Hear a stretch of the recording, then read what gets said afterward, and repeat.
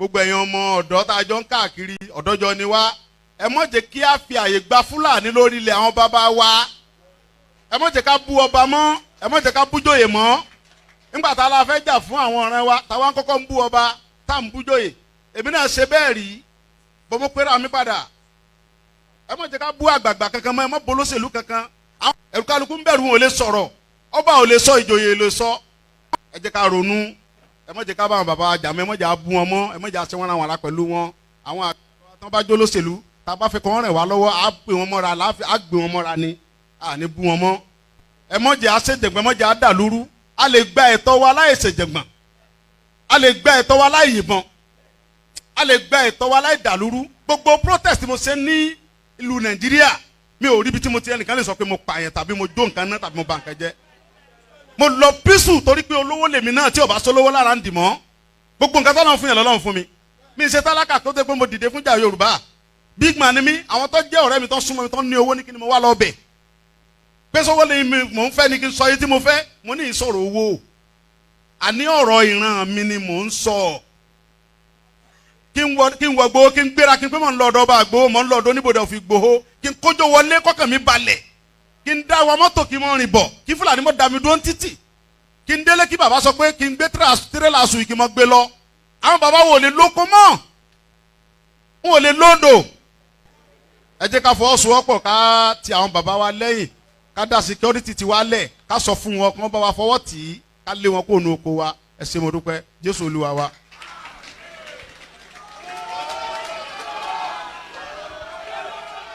KOIKIMEDIA, we're bringing the world closer to your doorstep.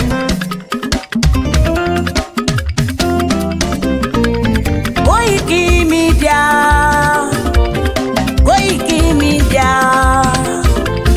KOIKIMEDIA, we bringing the world closer to your doorstep. KOIKIMEDIA, KOIKIMEDIA, KOIKIMEDIA, we bringing the world closer to your doorstep. Àwọn sálára àgbà yìí dá, àwa ló láṣà àti èdè. Gbígbédè lárugẹ nílẹ̀ Oòduà o, àwa gangan ni bàbá. KOIKIMEDIA, KOIKIMEDIA, KOIKIMEDIA, we bringing the world closer to your doorstep. They never sabi wetin we carry for her. But they move closer before they go sabi.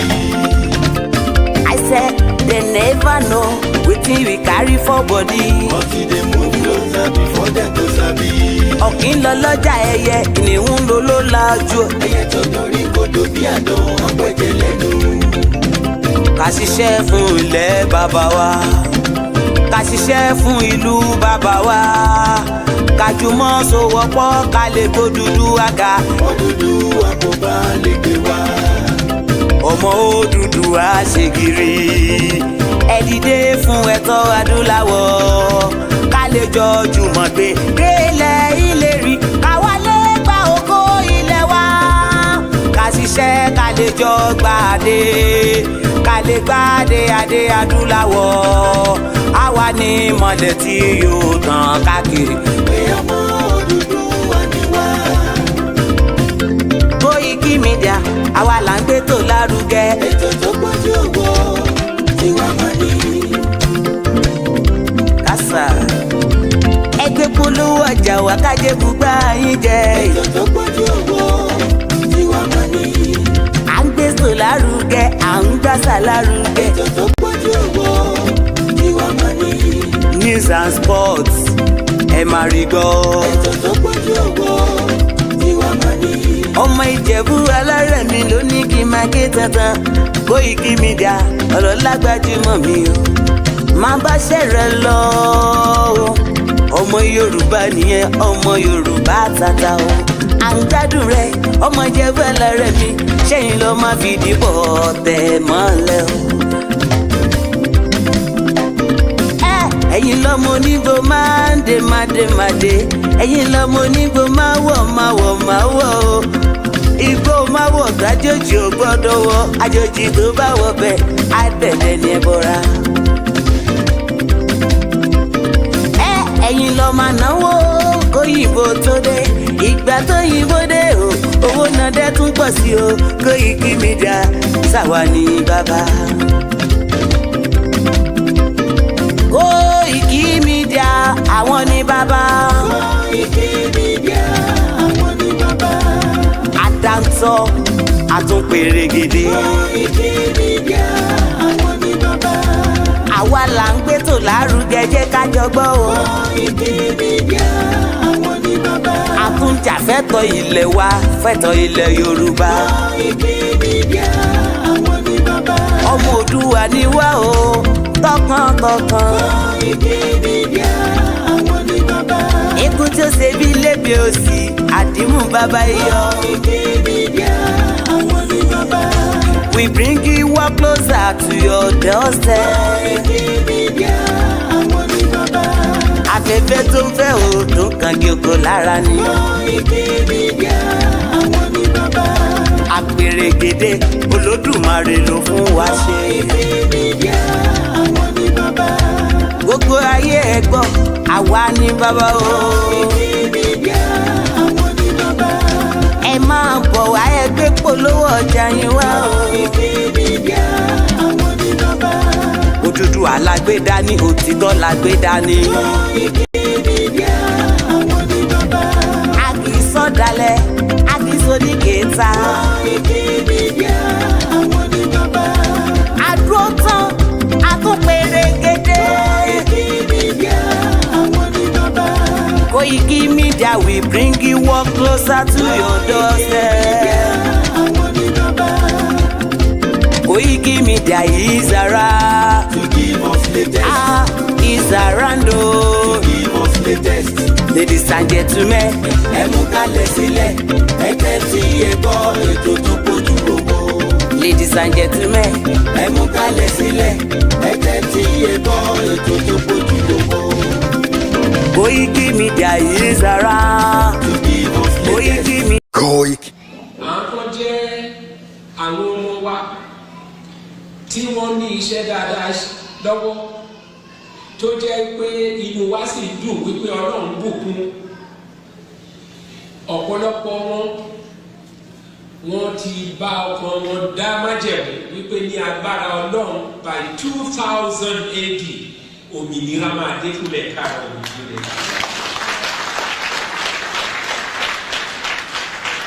Èmi sì mọ̀ dájú wípé Ọlọ́run Oòduà, Ọlọ́run Ọ̀rànmíyàn, Ọlọ́run Ọbáfẹ́mi Awólọ́wọ̀, Ọlọ́run Adékúnlé Ajáṣin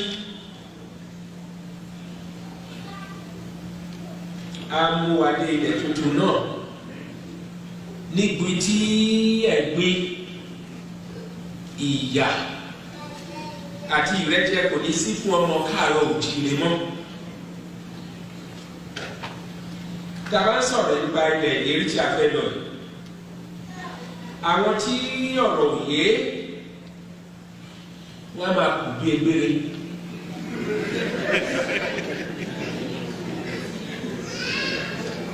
Lójú àwọn egbére tí mò ń wí, ó dàbí ẹni pé ohun ẹ̀yẹ ni kí ènìyàn máa wà nínú ẹ̀gbin, nínú ìyà, nínú ìrẹ́jẹ. A bá sì fojú wo, kì í ṣe àwa Yorùbá nìkan ni ìyà ń jẹ ní Nàìjíríà. Bí Yorùbá ti bọ̀ wọ́n ní àrùn tó ń ṣe ojì náà ló ń ṣọ̀ọ́dún. Ohun tó ń ṣe Abọ́yadé ńkọ́ o. Ìyà tó ń jẹ Ṣógbẹ̀yìn l'Abẹ́òkúta ńkọ́. Òun náà ló ń jẹ Súlè ní Kòńtàgó.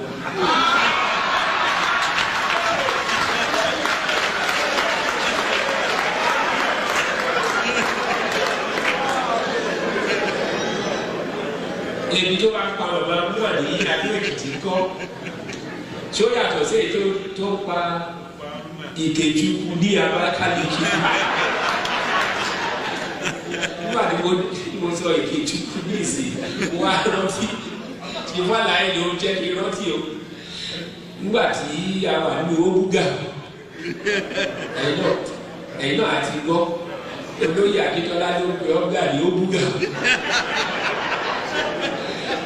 ó wá polongo ẹgbẹ́ NNDP lẹ́sà òkè ló ń bí ọjà wa ẹ̀kẹ́ tó bá ti kọjá ẹ̀sà wípé ẹ̀ lọ sókè lẹ́sìn ilé àwọn Ìkejìkú ló.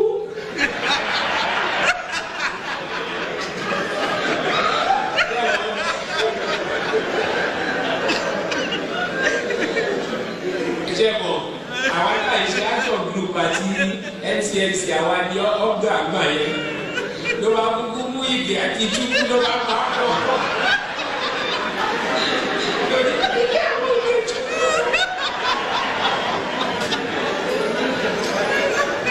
Mi mọ̀ bóyá Bọ́lájí wà ní tí Bọ́lájí bá wà ní kó gbọ́ ilé yìí o torí tó bá di ọ̀rẹ́ mi á sọ fún ẹ. Ṣìmọ̀ Akíntọ́lá ó lọ sí òde. Ló wá ní wọ́n máa sọ men of integrity bẹ́ẹ̀ làwọn kan wà ní tí wọ́n integrity o.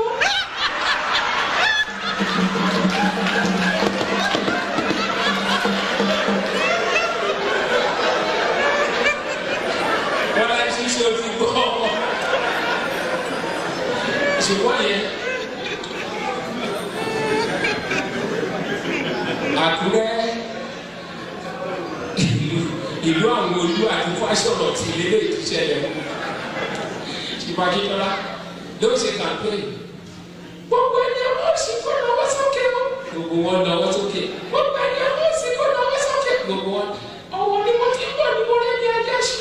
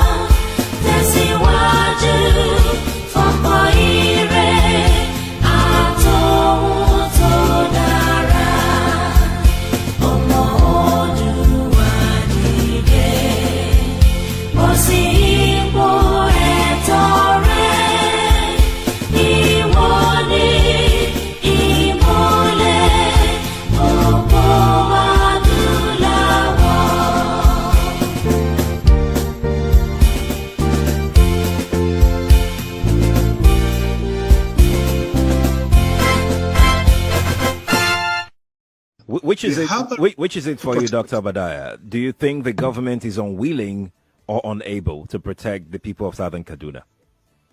In fact, it is not only unable, it is unwilling, and we have good reason to feel that they are part and parcel of the killers. Let me make some revelations to you. That's a very big allegation, Dr. Obadiah. The government is part and parcel of the killers. Yes. That's big. Yes. Yeah. Okay, how would the government just say, oh, it is revenge killing and so on? Then you leave it there. Oh, because it is revenge killing and so on and so forth. The body language of this administration, the body language of the state government shows clearly that they have a hand in the killings. No doubt about it. Because, you see, General Abacha, and people don't give him his due. Do you think you would have tolerated such nonsense? And let me make some revelations, because some of us also have our own intelligence networks. Okay. Have met with some of the bandits. We have met with some of their high commanders.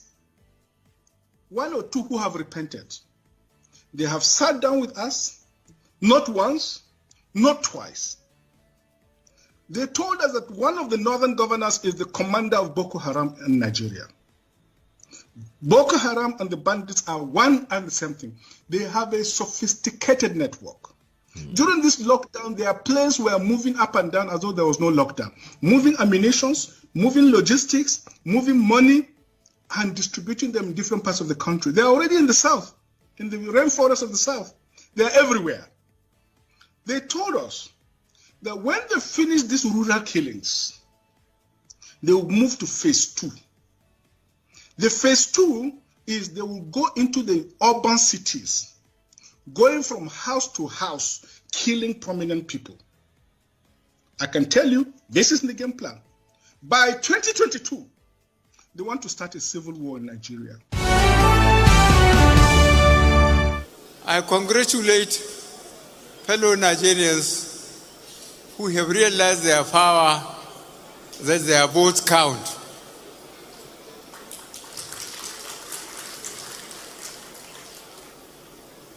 I'm looking forward to tomorrow to fly to my base and go back to my cows and sheep, which are much easier to control than fellow Nigerians.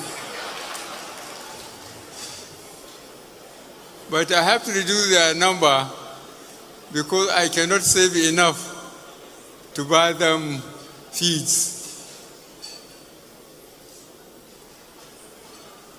Your Excellencies, heads of state and government, and their representatives that come to share this day with us.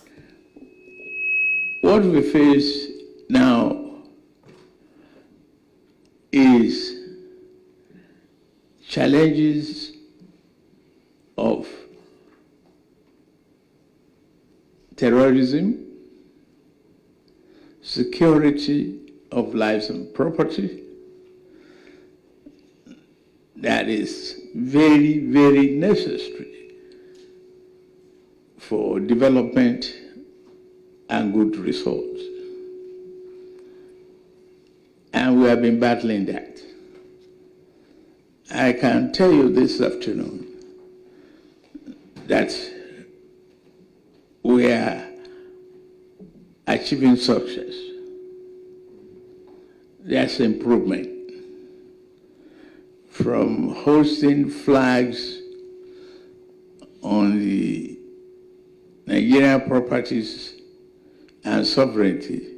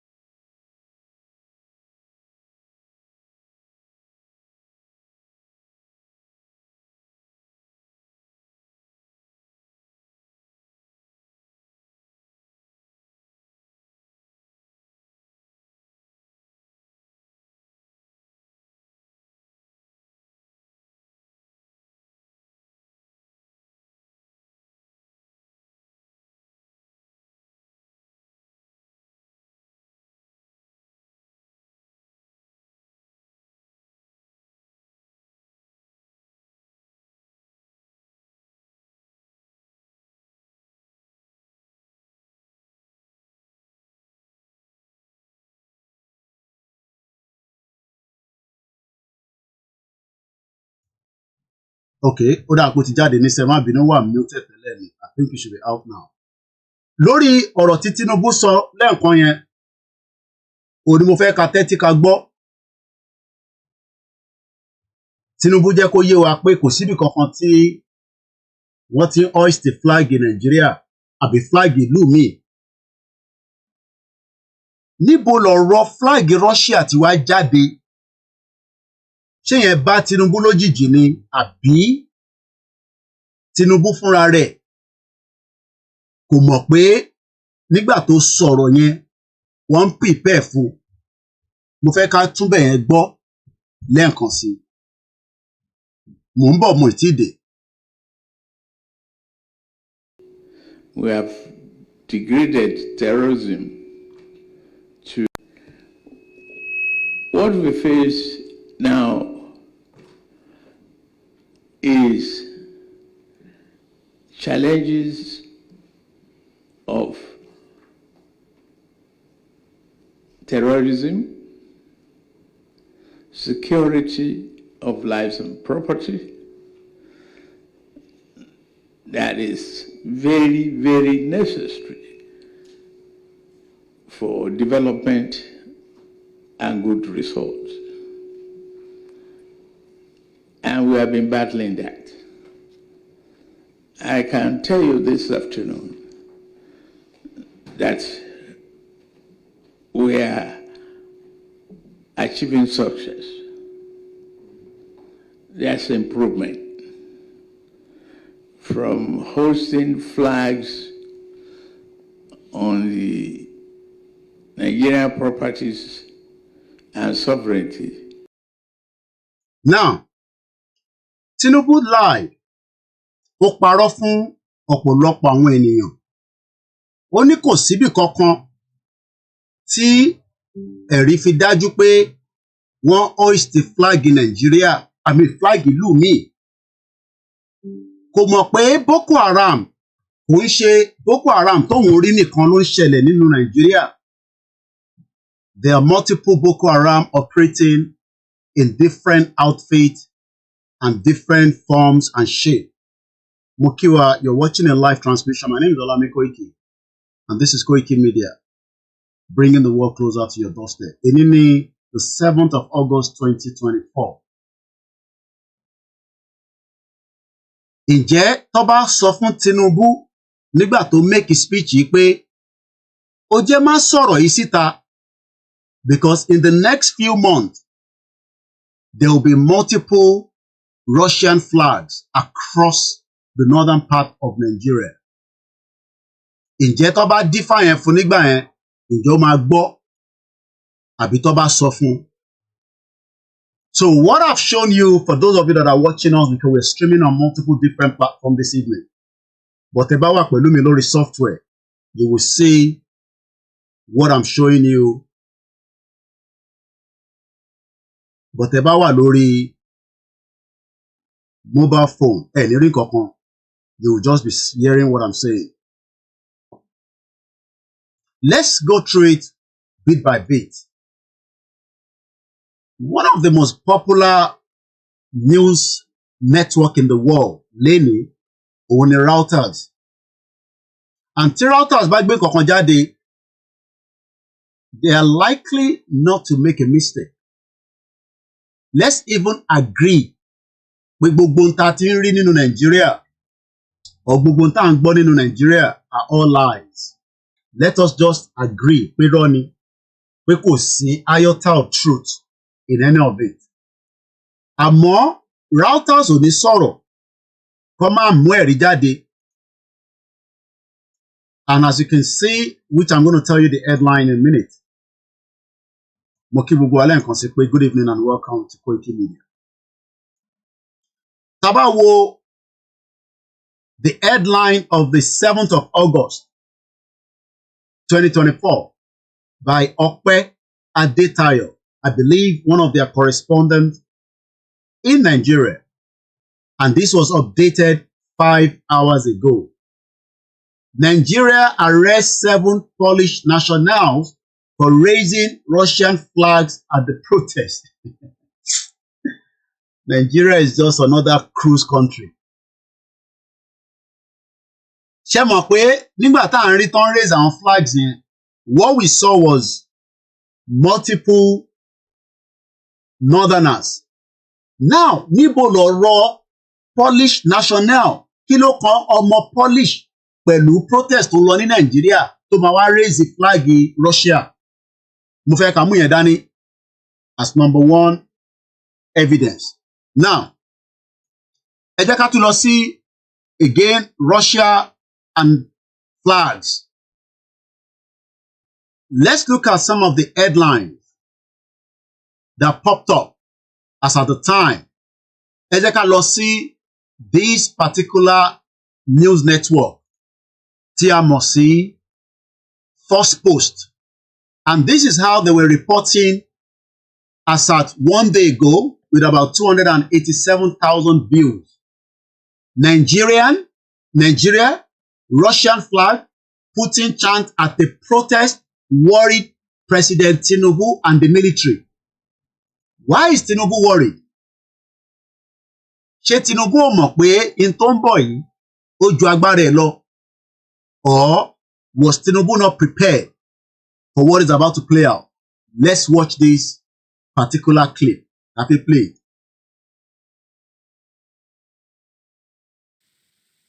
Hello and welcome. We begin with a focus on Nigeria.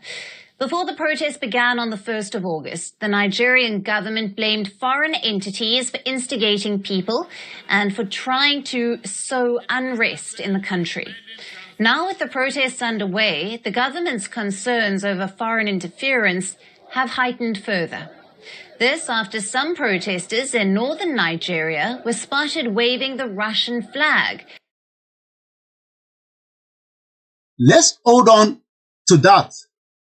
Who are the foreign mercenaries tí wọ́n fẹ́ da Nàìjíríà rú àbí tí wọ́n fẹ́ gba North kúrò lọ́wọ́ Nàìjíríà? Ṣé wọ́n fẹ́ gba North kúrò lọ́wọ́ Nàìjíríà ni àbí North fẹ́ dá dúró gẹ́gẹ́ bí orílẹ̀-èdè wọ́pọ̀ ọmọ bó ṣe máa sọ síta? Àwọn wo gan ni Tinubu ń bá jà tó jẹ́ àwọn ará Northerners tí wọ́n ń cook lábẹ́lẹ̀ láti sọ fún pé ìwọ kọ́ ló ní Nàìjíríà mọ́. Nigeria is no longer in your own care. Ìwọ ṣì ń rò pé wọ́n ló ní Nàìjíríà àmọ́ àwa la ní Nàìjíríà. Ǹjẹ́ Tinubu gbàgbọ́ pé Nàìjíríà ti bọ́ lọ́wọ́ òun àbí ó ṣì ń assume bóun ṣe ní president Nàìjíríà? Ǹjẹ́ ọmọ Yorùbá mọ̀ pé kò síjọba mọ́ lọ́wọ́ Tinubu láàárọ̀ yìí?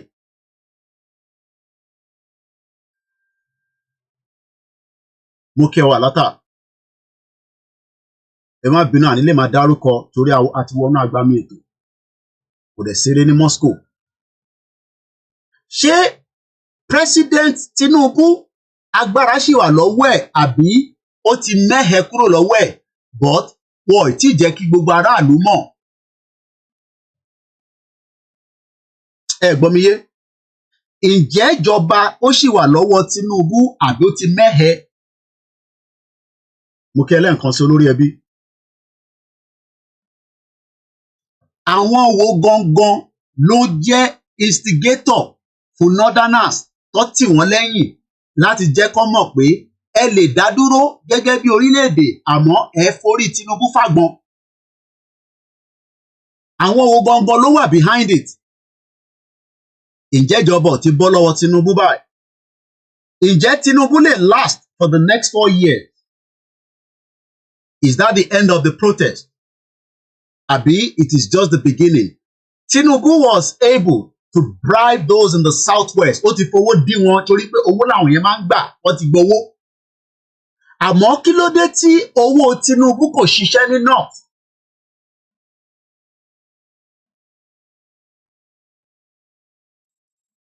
Kí ló dé tí owó Tinubu, because before the election ó máa ń gbówó lọ sí north, tí kankan bá ṣe wọ́n ní north ó máa ń dá sí, ó máa ń fún wọn lówó.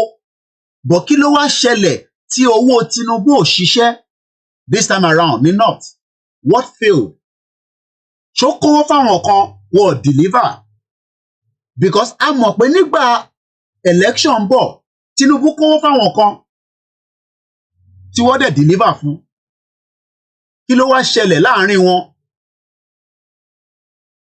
tó di pé owó Tinubu ò lè ṣiṣẹ́ mọ́ ní northern part of Nigeria lénìí, but owó yẹn ṣiṣẹ́ kó tó di pé wọlé?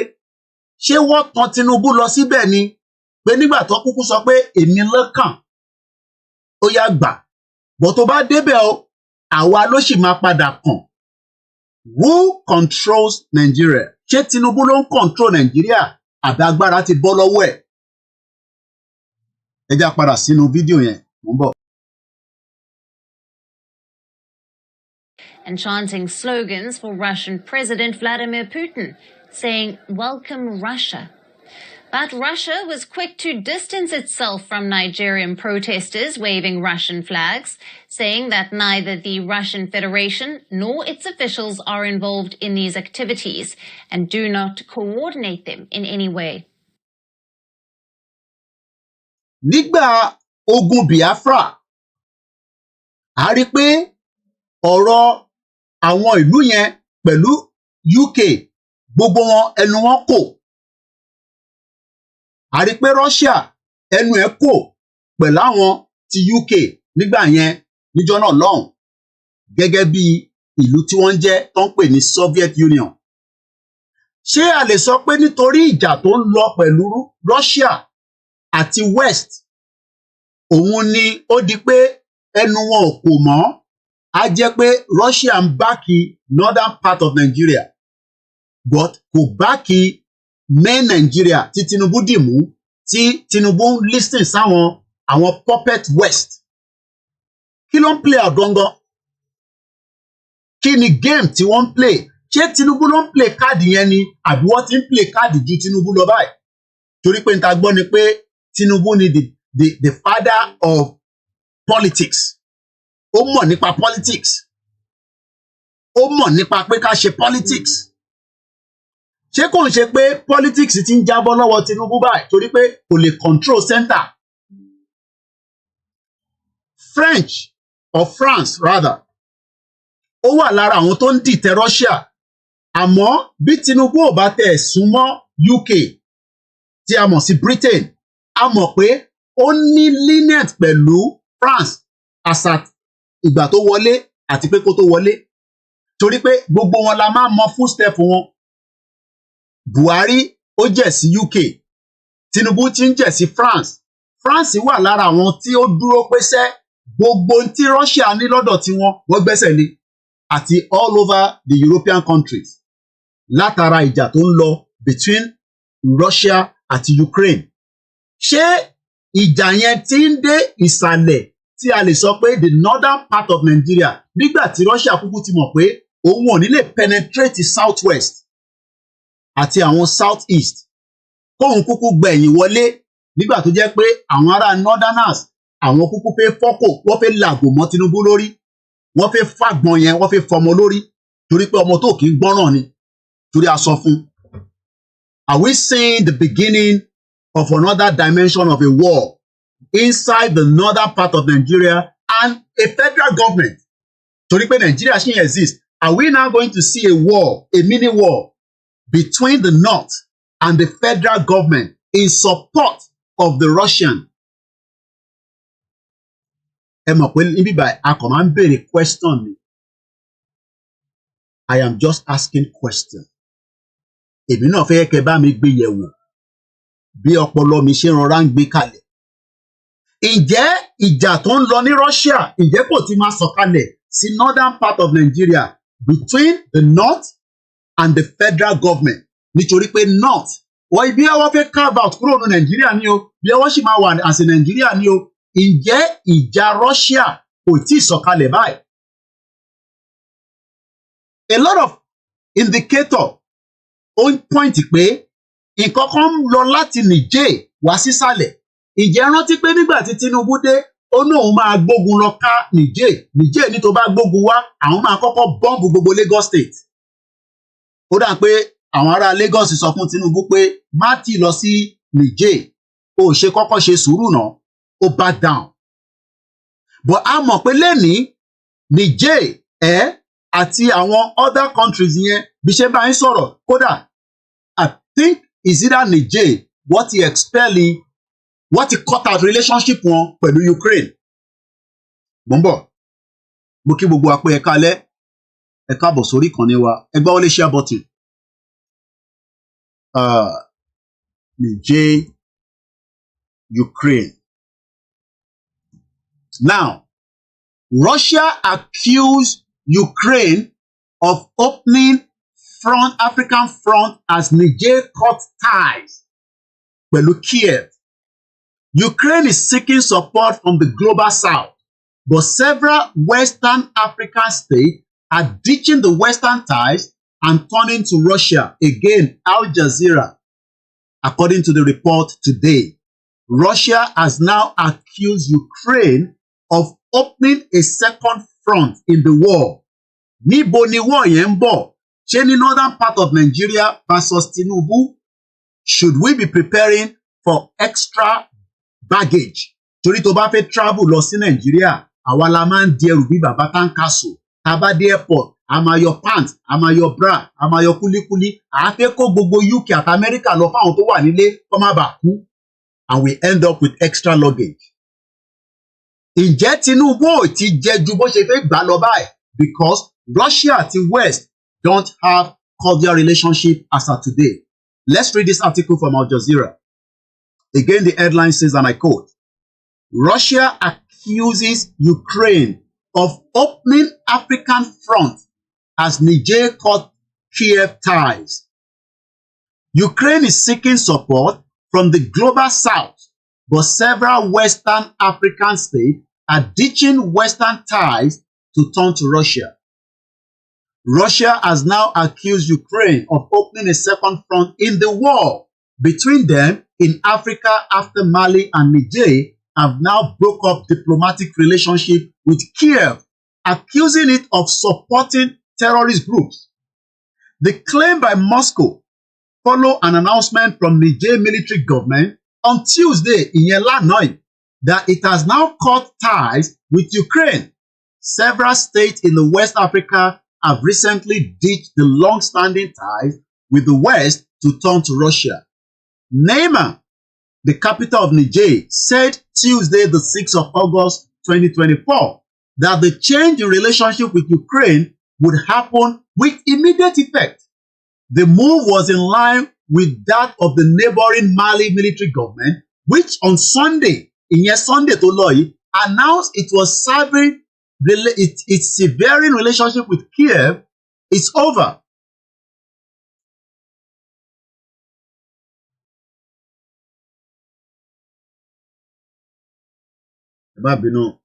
I lost one of my broadcasts, so I have to reset it back. A very good evening. Egbawole, share button, please. Join the program, invite others, because ẹlòmíì kó má yẹ pé nígbà tó bá máa jí ṣé o sọ pé mi ni mò ń pògùn bọ̀ ogun ti dọ́dọ̀ yín tán ogun tí wọ́n ń sá fún yẹn ó ti wà lẹ́ńkùlé yín ẹ má lọ máa múra sílẹ̀. Now níjọ́ Sunday àwọn Mali military government sọ pé àwọn náà ní kankan ṣe pẹ̀lú Kiev over his role in an attack in the north part of the country in which Tuareg rebels said they killed dozens of the Wagner mercenaries and the Malian soldiers.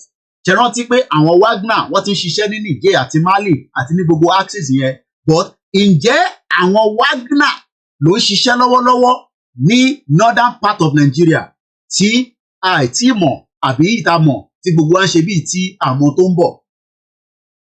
Nigeria ti wà nínú ewu, but ewu yẹn ó tún fẹ́ yàtọ̀ sí ewu tó fẹ́ dé nísìn. Mo sọ fún èèyàn ọmọ Yorùbá pé ẹ ti wà nínú ogun, ẹ ti ń ja ogun already, but many of you ẹ fẹ́ gbọ́ òtítọ́ nítorí pé irọ́ lẹ fẹ́ káwa máa pa fún yín. I'm giving you a lot of facts here now. O ní láti gbà mí gbọ́, but right now ogun kan fẹ́ bẹ́lẹ̀ láàrin Tinubu àti Northerners. So Northerners dẹ̀ sọ pé àwọn ti ní backup Russia. Don't expect the Russian government to come out and tell you. Ìwọ máa rò pé Russia máa jáde pé àwọn làwọn wà behind it nígbà tí wọ́n ní many tó ń pè ní àwọn tó ń jẹ́ ajagunta làwọn tó ń pè ní Wagner, àwọn máa ń lọ jagunta ni. Wọn ò nídìí èèyàn púpọ̀, wọ́n kàn nídìí bí mẹ́fà kó wà láàrin wọn níbẹ̀.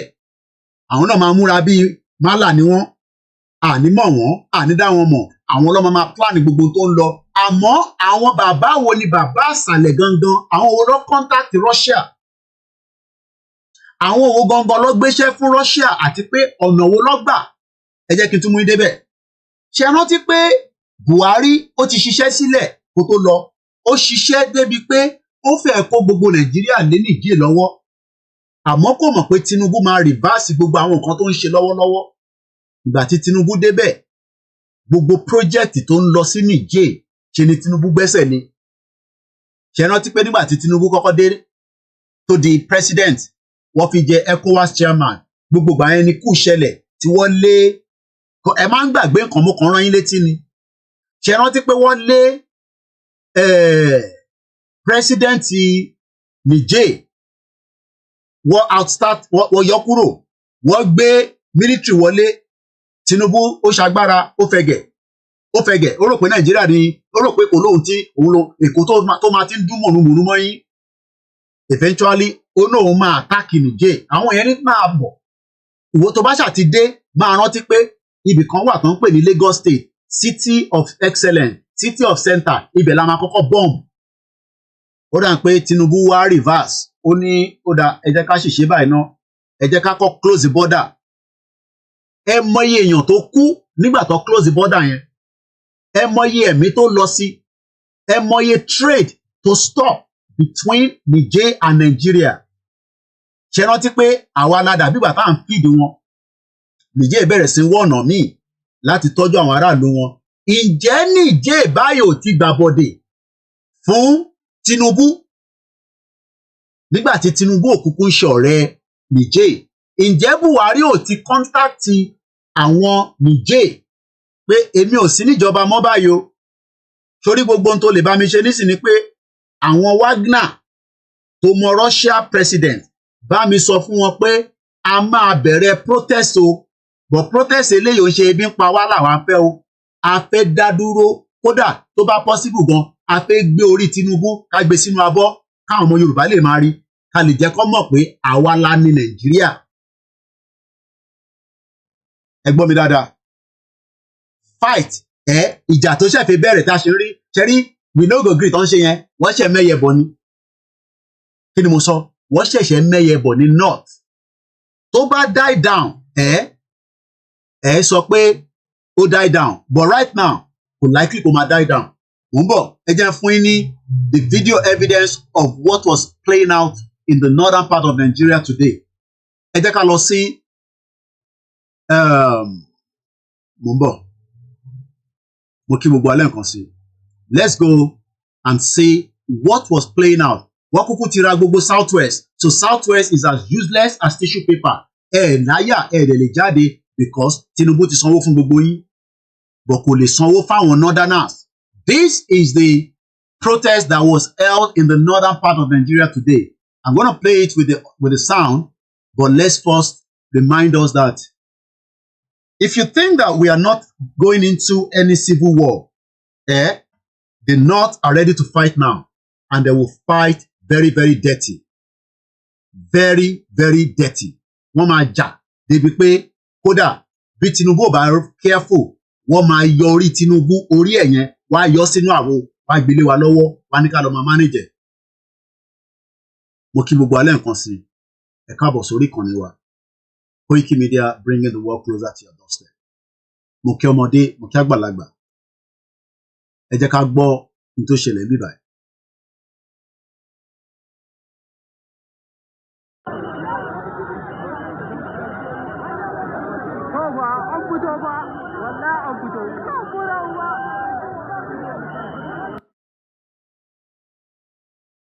Again with the Russian flag. Kódà, after 7 days, you would think that Tinubu máa rán sójà, but anybody tó bá raise the flag, make sure you take it down, because any country tó bá raise another flag nílùú yẹn, it shows that there is already disparity. There is no more country. Àwa Yorùbá lẹ́sìn assume pé any country. I pity a lot of you. Ẹlòmíì nínú yín tẹ́ ẹ sọ pé any country. You don't have a country anymore. Ní sùúrù. No, clear now, ní sùúrù. This is the northern part of Nigeria with thousands of people coming out, and they are still holding the Russian flags. So my question is Russia battle now on the ground with the West? Ta ló máa support Tinubu láti hold Russia padà báyìí? Who? Ṣé France ló máa fún Tinubu ní backup? Àbí UK? Àbí America? Ǹjẹ́ World War III tá à ń sọ yẹn, ǹjẹ́ kò ń ṣe pé ní Africa ló ti fẹ́ bẹ̀rẹ̀ báyìí? Because for as long as these people are raising the Russian flag and they are burning the Nigerian flag, let me tell you that it will be very hot, extremely hot, and it is not going to be easy Let's play the part of the video and we come back again.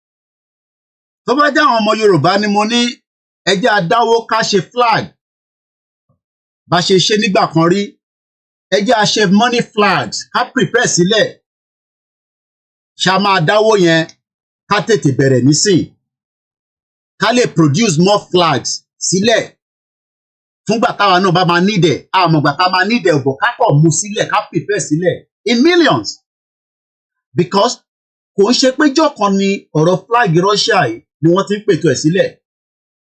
Lóòótọ́ ààrẹ àwọn télọ̀ kan tán náà ti mú. Ǹjẹ́ flag tí wọ́n ń raise yìí ǹjẹ́jọ́ kan ni wọ́n ti ń prepare àbí wọ́n ti ń prepare sílẹ̀ for many more months, even bí adikọ́ tó di pé Tinubu débẹ̀ gan, because nígbà tó ti mọ̀ pé Tinubu ló máa di president, because wọ́n mọ̀ pé ó máa ra gbogbo everybody after tí ó ti fi owó tó ti fi bribe àwọn tó ń pè ní àwọn representative tó máa elect wọn, ẹ rántí nígbà tó ń ṣe gbogbo jàgbàrá tí tó máa ń ṣe l'Abuja, he bought everybody. So wọ́n dẹ̀ mọ̀ pé kò sí bó ṣe fẹ́ ṣe, ó máa fi owó, ó máa fi defeat Àtíkù, á dẹ̀ fi defeat Peter Obi ò tẹ̀ lówó, kò lówó Tinubu lọ́wọ́. Now ẹ jẹ́ ká tún lọ wo fídíò kan, mò ń bọ̀ lọ́dọ̀ ti Russia yẹn. Again, I picked up this video as I was doing my work this afternoon. Let me show you the video.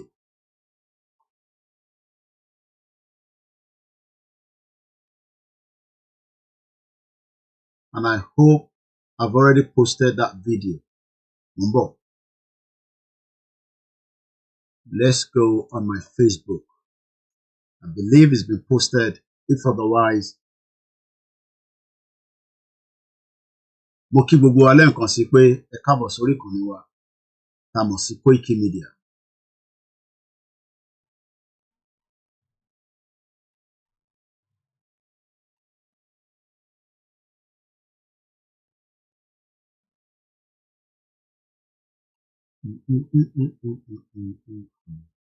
All right, ó dà pé ó ṣì wà lórí laptop yẹn.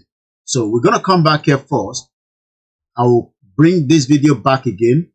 And then I'll go and sort that out. I want to show us a video of how Tinubu was bribing all the northerners just before the election. It seems that owó Tinubu kò lè bribe wọn mọ́. Ó dà ń pé tó fẹ́ ó ti ju ọ̀rọ̀ owó lọ nísìn. Mò ń bọ̀.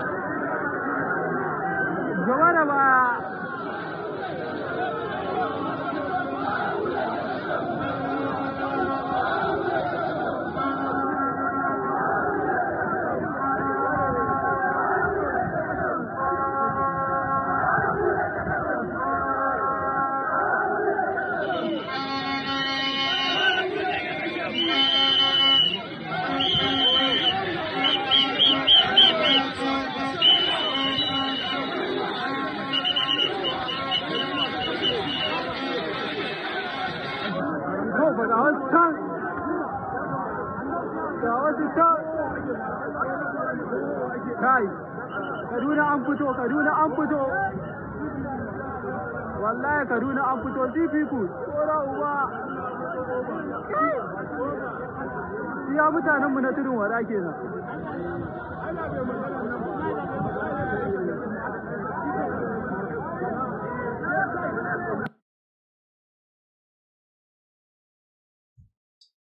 Bokiwugwa, and I say welcome back to the transmission. Egbawole share button and invite others to join so that we can all gain something and prepare our mind for what is playing out between the Northerners and President Bola Ahmed Tinubu.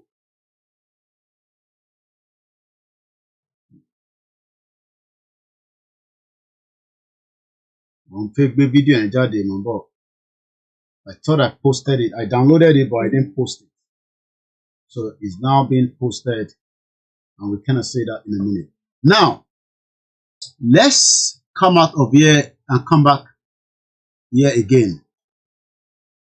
And let's refresh. Okay, Okudia. Let's go to KOIKIMEDIA and see if it's already in there. Egbawole share button, please. Okay, now, I'm going to explain what is going on here in this video. Mo fẹ́ kí gbogbo yín kẹ́ máa wo ọwọ́ àwọn criminals. Ẹni tẹ́ bá identify nínú video yìí, kẹ́ bá mi point it out. Ẹni tẹ́ wà lórí Instagram, you won't say anything because the way the camera is positioned to me. But you don't have to worry. And if you want to be worried, ẹ máa lọ sórí YouTube or Facebook and watch it from there. Because I'm not going to switch anything as I've left the camera in this position. Now, I'm going to mute the sound, but mo fẹ́ kẹ́ gbọ́ with the sound is 16 seconds. Kódà mo rò pé wọ́n wà aware pé èèyàn kan record wọn. Ẹ mọ̀ pé tí a bá fẹ́ jí video record, ọwọ́ a máa gbọ̀n. Oh, they bottom up, not recorded. I am not sure that they were aware that somebody was recording them. And what I was told, or what I read, is that this video was prior before the election. Let me mute my mic and let's just hear it with the sound.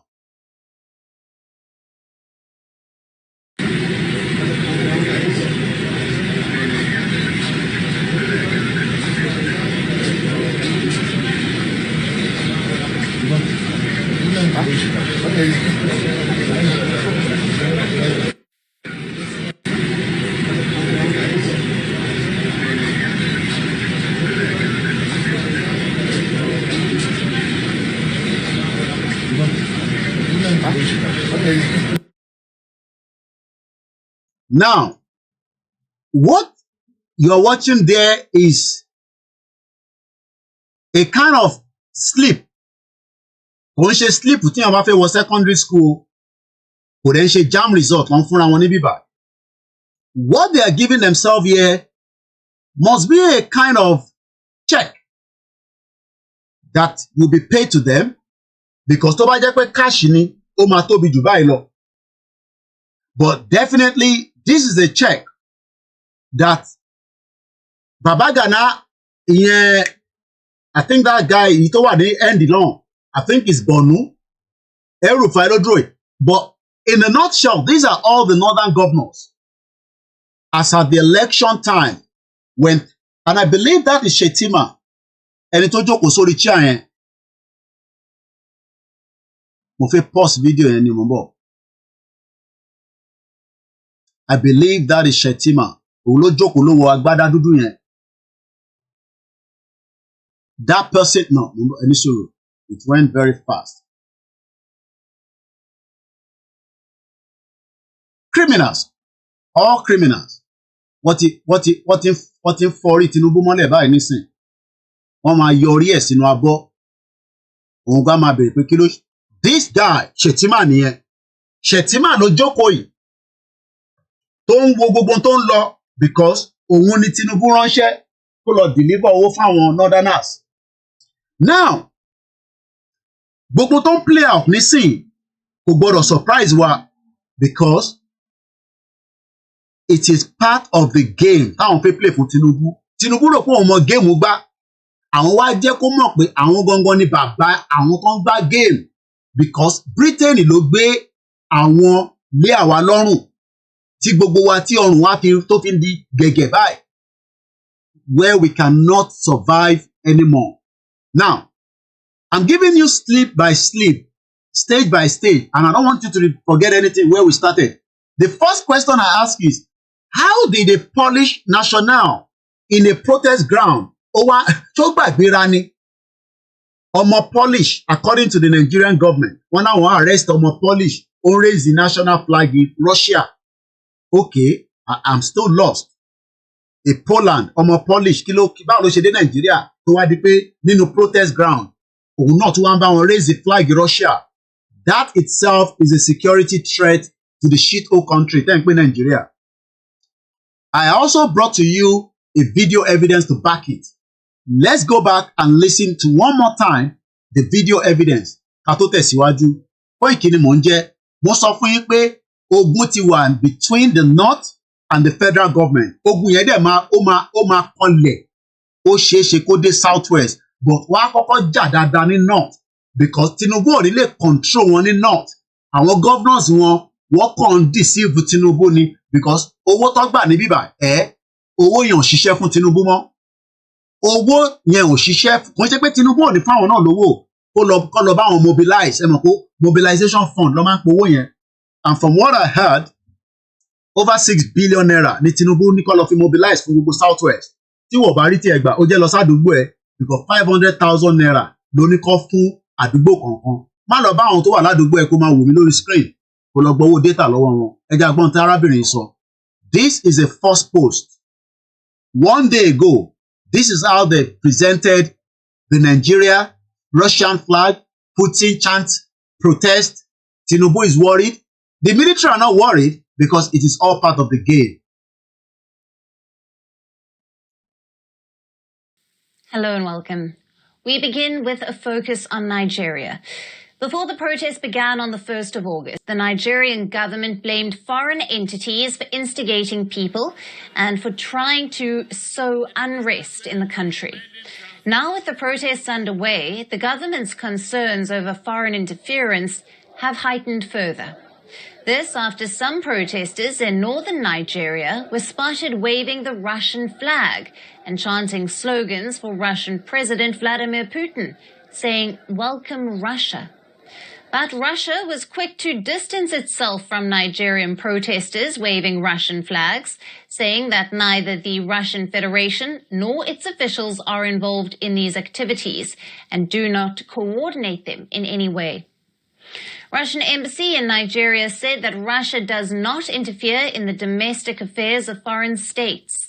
It added that intentions of some protesters to wave the Russian flags were personal choices and do not reflect any official position or policy of the Russian government. Russia also expressed respect for Nigeria's democracy, acknowledging peaceful protests as a right. However, the Russian embassy condemned any political disruptions or acts of violence. The Nigerian government has said it will not tolerate calls for coups or protesters waving foreign flags. Nigeria's military chief also called waving Russian flags a treasonable offense and said those found guilty will be prosecuted. Authorities have only treasonable offense. I laugh. Tinubu sọ pé anybody tó bá wave a flag in Russia. That was some few days ago. Remember that it was the first day that the protests went ahead. Lákọ̀ọ́kọ́ ti rí flag yẹn. So you will expect that Tinubu would have made a push to curb it. But irony, this was today, again in Kaduna. Let's go back to that video. This was Kaduna today, and this is how they presented again the same flag that Tinubu is saying, now, èèyàn mélòó ni Tinubu máa kó lọ sẹ́wọ̀n? Ṣé gbogbo àwọn tó jáde ni wọ́n máa lọ kó sẹ́wọ̀n? I don't know, I'm asking. Èèyàn mélòó ni Tinubu máa kó lọ sẹ́wọ̀n? Because the North are prepared for war with Tinubu. Tinubu ni kò tí mọ̀ pé wọ́n fẹ́ bá òun jagun ni, and they already have as much backup. A ṣì máa padà sí Niger, because right as I speak to you right now, El Rufai is in Niger, Yahya Bello is in Niger, and some other few individuals that are operating from Niger. Ṣé wọ́n ti gba support the military dictator since they are operating without any respect? Wọ́n lé America lọ. You would think that America, that in most of you, I keep telling you, America is only powerful to themselves, but when you are ready, you will dictate what you want to them. Let me first show you what America did in Niger. They put a very massive drone base that cost so much money, right? And again, I can show you with another video evidence that that particular drone base is no longer in care of America. You know why? Because Niger dictator, the current dictator for Niger, told America to piss off. If you like, remove everything from your base here, but you cannot take the soil. You cannot take... You are wasting your time. When we get our country, ito ba respect the rules and regulation and the constitution. O ma ko into ba wa lórí ilẹ̀ yẹn ni, but kò lè gbé ilẹ̀ lọ. So ìjà tẹ́ ń bá wọn jà nísìn, you are wasting your energy. Ìjà tó yẹ ká jà nísìn ni pé how to pull out of Nigeria and dictate and control the territory that belongs to us. Kò ń ṣe tiwọn. I told you, look, Arrot lele. Púpọ̀ nu yóò mọ ibi tó ń pè ní Arrot. This is Arrot, the Night Bridge. Very beautiful shopping mall, massive, beautiful. Kò sí nǹkan tó fẹ́ tó ní rí níbẹ̀. When the time came, they told Al-Fayed, is either you sell off the whole building, or lè gbé ilẹ̀ yẹn lọ, because the land belongs to the royal family. Àwọn ló ní. So stop fighting stupidity.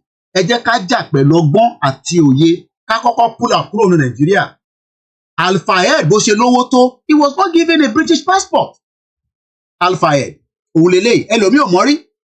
Ọmọ ẹ̀ ní Dodi tó ń gbàsí fún Diana, tó sọ pé Diana ti lóyún, wọ́n dẹ̀ fẹ́ yẹ kí oyún yẹn kó ta síta, gbogbo ẹ̀ náà, àti Diana àti Dodi o, ọ̀run re. This man died last year at the age of 94. Wọ́n gbé British passport lé lọ́wọ́. Stop killing yourself because of the egos. Ẹ fi wọ́n sílẹ̀, ẹ jẹ́ káwa kọ́kọ́ deal pẹ̀lú internal problem. Ká defend ilẹ̀ Yorùbá, ká tó wá máa sọ pé ẹ fẹ́ bá ìyà kan jà.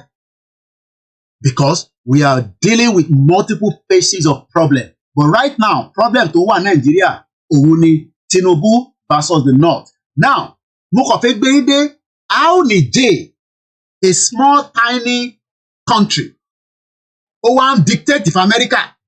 What do you want to do? Do you want to give us anything? Because we own the land. Do you know how much it costs America to have that base? Ẹ jẹ́ ká kọ́kọ́ gbọ́ a video, because video evidence máa ń da ju ká kọ́ show yín ní ẹ lè sọ pé mi ni mo ní kọ́ lọ particle yẹn torí some of you are stupid. Ẹ lè dé mi ni mo ní kọ́ lọ particle yẹn mo ṣe fẹ́ kà fún yín ẹ jẹ́ àgbọ̀n tárábìnrin yìí sọ lẹ́ẹ̀kan sí. Again, 17 hours ago, lọ́sẹ̀ post video yìí bígbà tó mọ̀ pé mo fẹ́ sọ̀rọ̀ lé lórí ni mo ń bọ̀ mọ̀ ìtìdè.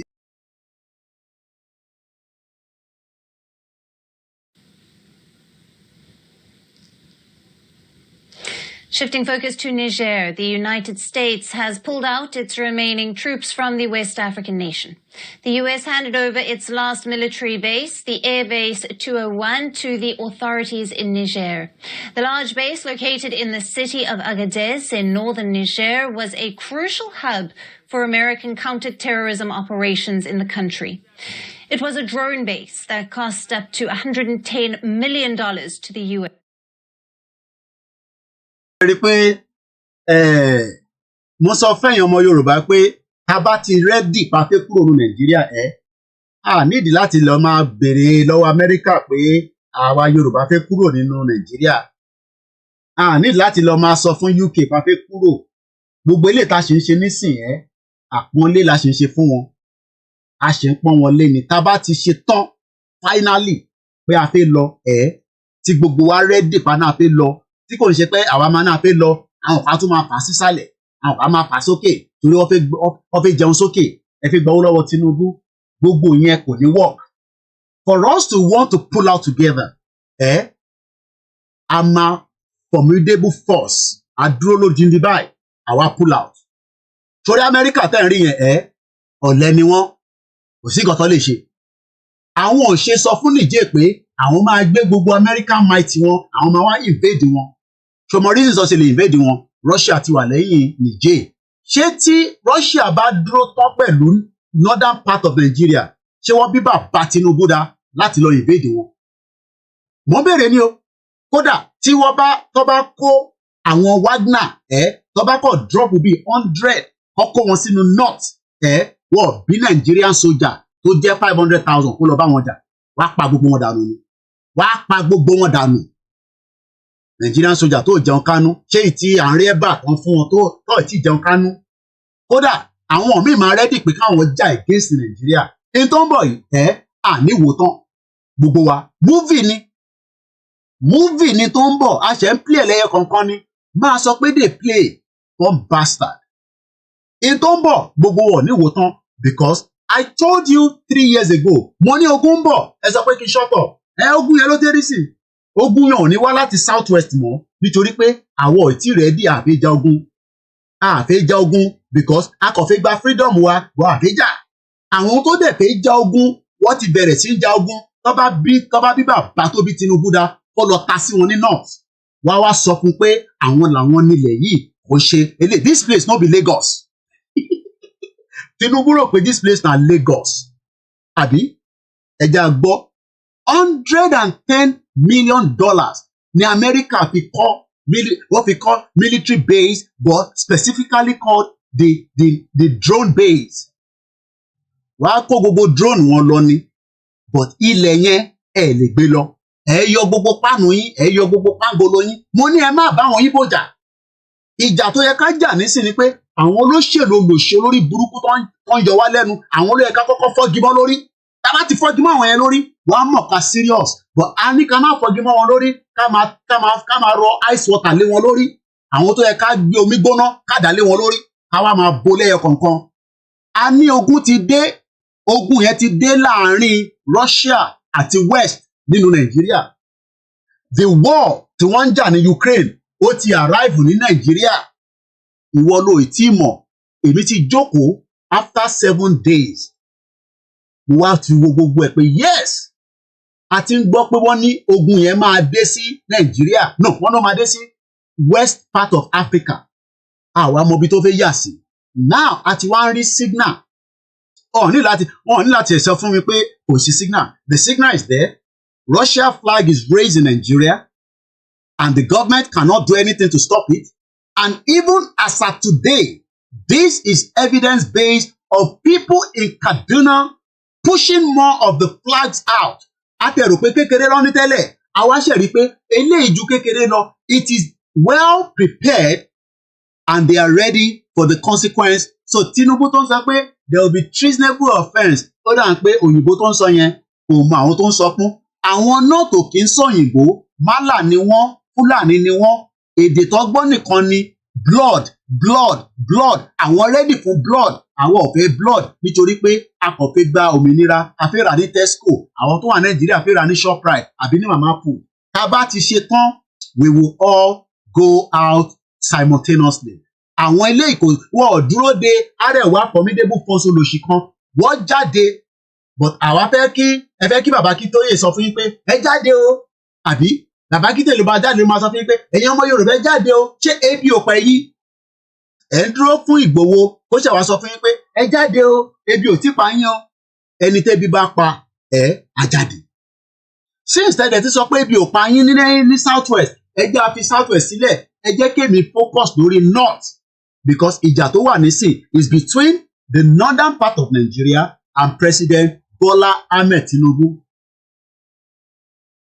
mo kí gbogbo alẹ́ nǹkan sí ẹ máa bi mí ní ìbéèrè òfò what are the plan now wà á lọ sórí Google ẹ lọ béèrè yẹn tó bá yá gbogbo wa àmọ́ tá máa ṣe ẹ wo ọmọ kékeré yìí èèyàn rò pé àwọn ọmọ kékeré wọn mọ tó fẹ́. This is a 12-year-old boy cursing APC. Èmi àjọkò síbẹ̀ máa bú APC, máa bú àwọn olóṣèlú, àwọn ọ̀kan tún jáde wá ní Koiki ṣọ́tọ̀ nítorí pé ọmọ àlè ló pọ̀ ní orin. Ọmọ 12 years old ó ní kò ní da fún Tinubu, ó ní Tinubu ò ní ṣoríire. Èmi ń bá àdìmọ́ nítorí èmi ò gbọ́ èdè tó ń sọ, a máa gbọ́ nísìnyí, but èmi ń ṣe translation tèmi bí èmi ṣe understand it. Ó ní Tinubu ìrẹsì nìkan ni mò ń jẹ lẹ́ẹ̀kan lọ́sẹ̀. Ó ní kódà I am ready to die by the bullet. Mo like àwọn northerners. Àwọn kì í ṣeré. Ó ní òun fẹ́ kú. Ó ní ikú rèé. Òun gan wá ikú. Ọmọ 12 years old. Ìwọ ọmọ 30 years old. Born bastard. Ó ń bi Koiki pé kémi máa bọ̀ nlé. Kò ní da fáwọn bá. Die. Idiot all over the place. Mò ń bọ̀ nlé. Ikú máa pa gbogbo yín. Kẹ́ tó débi tá à ń lọ. Púpọ̀ nu yín mo sọ fún yín. 1 million people will die. Kò sọgbọ́n ẹ̀ pé èèyàn kan ní kú yẹn rọlẹ̀ pa because ogun ti wà nílé nísìn tí Russia Wagner tó ń support àwọn northerners nítorí pé Niger ti lé Amẹ́ríkà lọ. Amẹ́ríkà tẹ́yìn rò pé ó ní agbára, Niger fẹ́ pọn Amẹ́ríkà, wọ́n fàya, wọ́n fà sọ́tún, wọ́n fà sósì, wọ́n ní tẹ get the help out of our country. Àwa la ní ìlú yìí, Amẹ́ríkà kọ́ ló. Mo ní àwa la nílẹ̀ Yorùbá, àwa la ní náà. Àwa jẹ́ káwọn gọ́vnọ̀ fò. Àwọn andúmọ̀rún. Mo ní kí 2 million people jáde nílẹ̀ Yorùbá. 2 million people ẹ jẹ́ ká push out. Wá pa 100,000. Èyí tó kù ẹ lọ wo ohun tó ṣẹlẹ̀. Mo ń gbọ́ analysis Bangladesh Prime Minister tó lé lọ yẹn. 1 hour na àwọn military fún ni pé after 1 hour à nílé rescue ẹ. Kódà bẹ́ẹ̀ mo sọ fún yín pé ní ẹrù pé mò ń ṣeré mò ń bọ̀. Ẹ jẹ́ àkọ́kọ́ gbọ́ tẹ́lẹ̀ náà mò ń bọ̀ ẹ jẹ́ mute. Mo sọ fún yín pé èmi ni máa yọ ẹ̀mí Nàìjíríà kúrò lára gbogbo yín torí ọmọ àlè tó pọ̀ nù yín. Nàìjíríà tẹ fẹ́ kú torí ẹ̀yin. Nàìjíríà gangan ó ti wà lẹ́nu kú báyìí. Ẹ jẹ́ àgbọn tarákùnrin sọ. Ọmọ 12 years old eléyìí ó lóun wá ikú káàkiri. Eléyìí wá kú káàkiri nísìnyí o. Bó ṣe wà báyìí ikú ló wá káàkiri, kò gbọ́ Ìgbò kò gbọ́ kankan. Kódà wọ́n ń bá sọ̀rọ̀ gan Haúsá ló ń sọ. Ìdí ọ̀tọ̀ ọmọ Yorùbá ní síta bá Tanzania a máa sọ ẹ má bínú ẹ tẹ wà níbí báyìí. Eléyìí ó ń dà mí láàmú. So mo máa switch phone yẹn around. A máa stop eléyìí. Ẹ má bínú. Because ó hot lọ́wọ́lọ́wọ́ níbí báyìí. Mo ká comment kankan, mo ṣe program lọ ni o. Ẹ̀yin ni kẹ́ máa comment, kẹ́ máa tako ara yín níbẹ̀. Àwa ń bá program lọ ni. Ń bọ̀. Mo sọ fún yín pé ìjà ń bọ̀, ẹni jẹ́ ò tí ì dé. Kódà bí ó dé ni, kò tí ì dé ni, everybody will know. Ẹ jẹ́ agbọ́n tó sọ náà, ẹ jẹ́ máa play yẹn lọ fún yín mọ̀ ń bọ̀.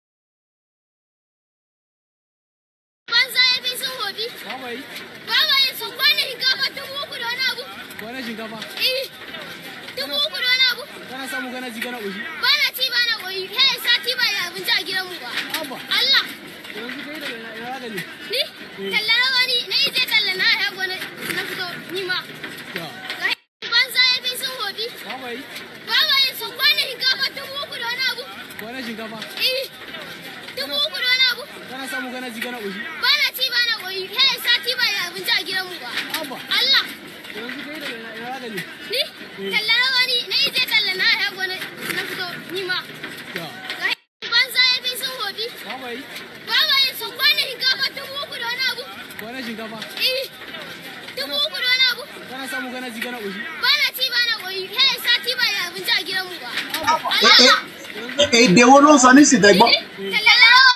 Kí la gbọ́ tó ń sọ nísìn?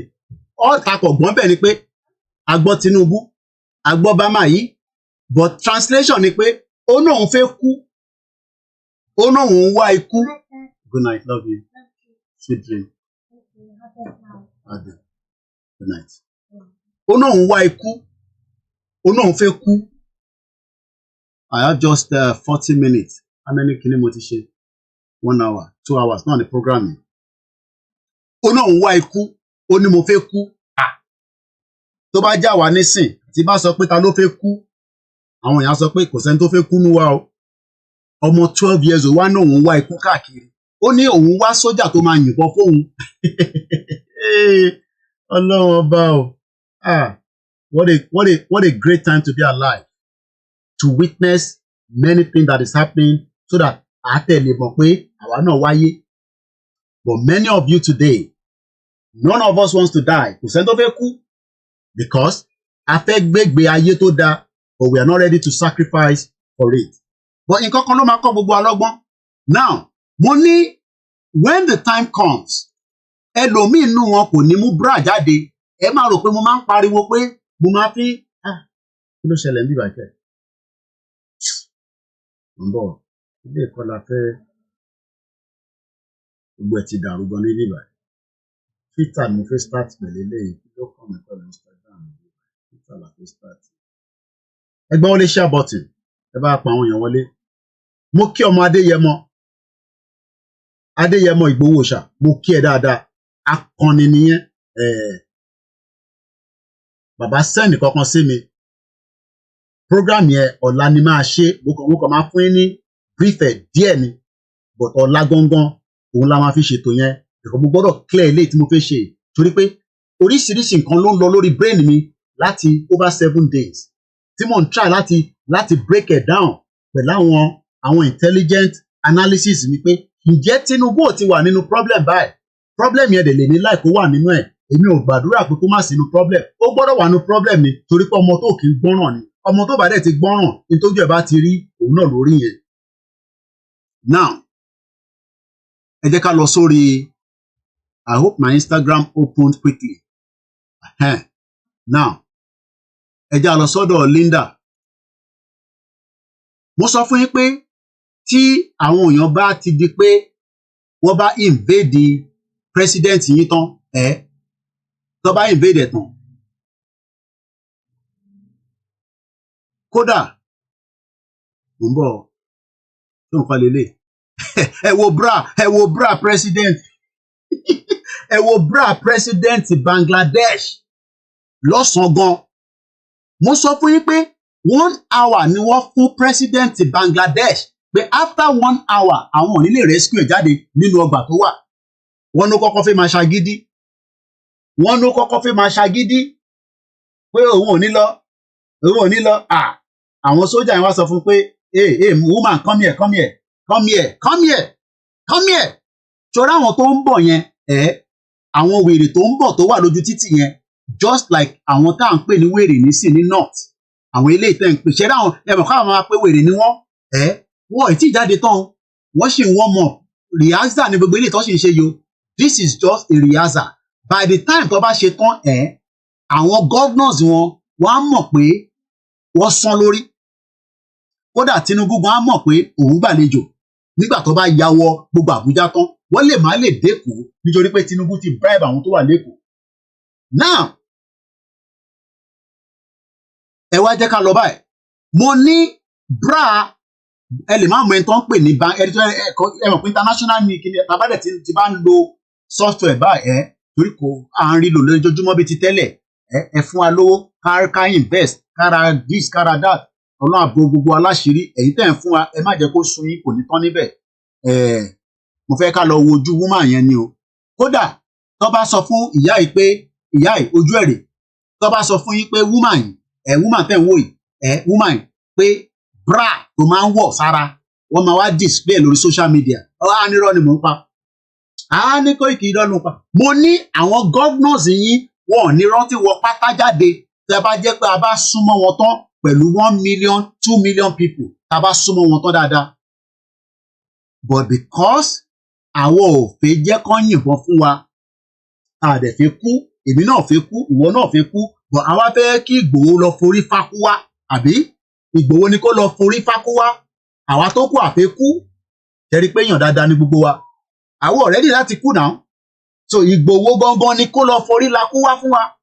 Mo ní bra Bangladesh Prime Minister òun lè rí 1 hour lọ fún ó fi kúrò ẹ̀rù pé rọ́ ni mò ń pa ẹ jẹ́ sáré lọ mú fídíò yẹn wá fún yín. Mo ní bíbá ẹni international news yín ẹ̀yẹn má máa káàkiri lọ anywhere ẹ bá ṣáà ti mọ̀ pé Koiki wà lórí program ẹ gbọ́ news tẹ́ ẹ gbọ́ tẹ́lẹ̀ rí ẹ gbọ́ history tẹ́ ẹ gbọ́ tẹ́lẹ̀ rí ẹ jẹ́ ká lọ sọ́dọ̀ ìyàwó ní sùúrù àgbọ̀ ti Kamala Harris kò sí tó kàn mí pẹ̀lú yẹn ṣóun lè lè ṣá ń bọ̀ èyí tá a fẹ́ gbọ́ nǹkan lélẹ̀ ilé mi no okay òun lélẹ̀ no bang òun lélẹ̀ ṣé òun lè ṣá mo ń bọ̀ náà pé lè ní mò ń wò lọ nísìnyí. Maduro blames Venezuela because I open a lot of things all the time on my YouTube. I think it's this one. I think so. My fast forward it. One hour fún ní 1 hour. Ẹ̀gbọ́n nísìn 1 hour lọ́nà fún.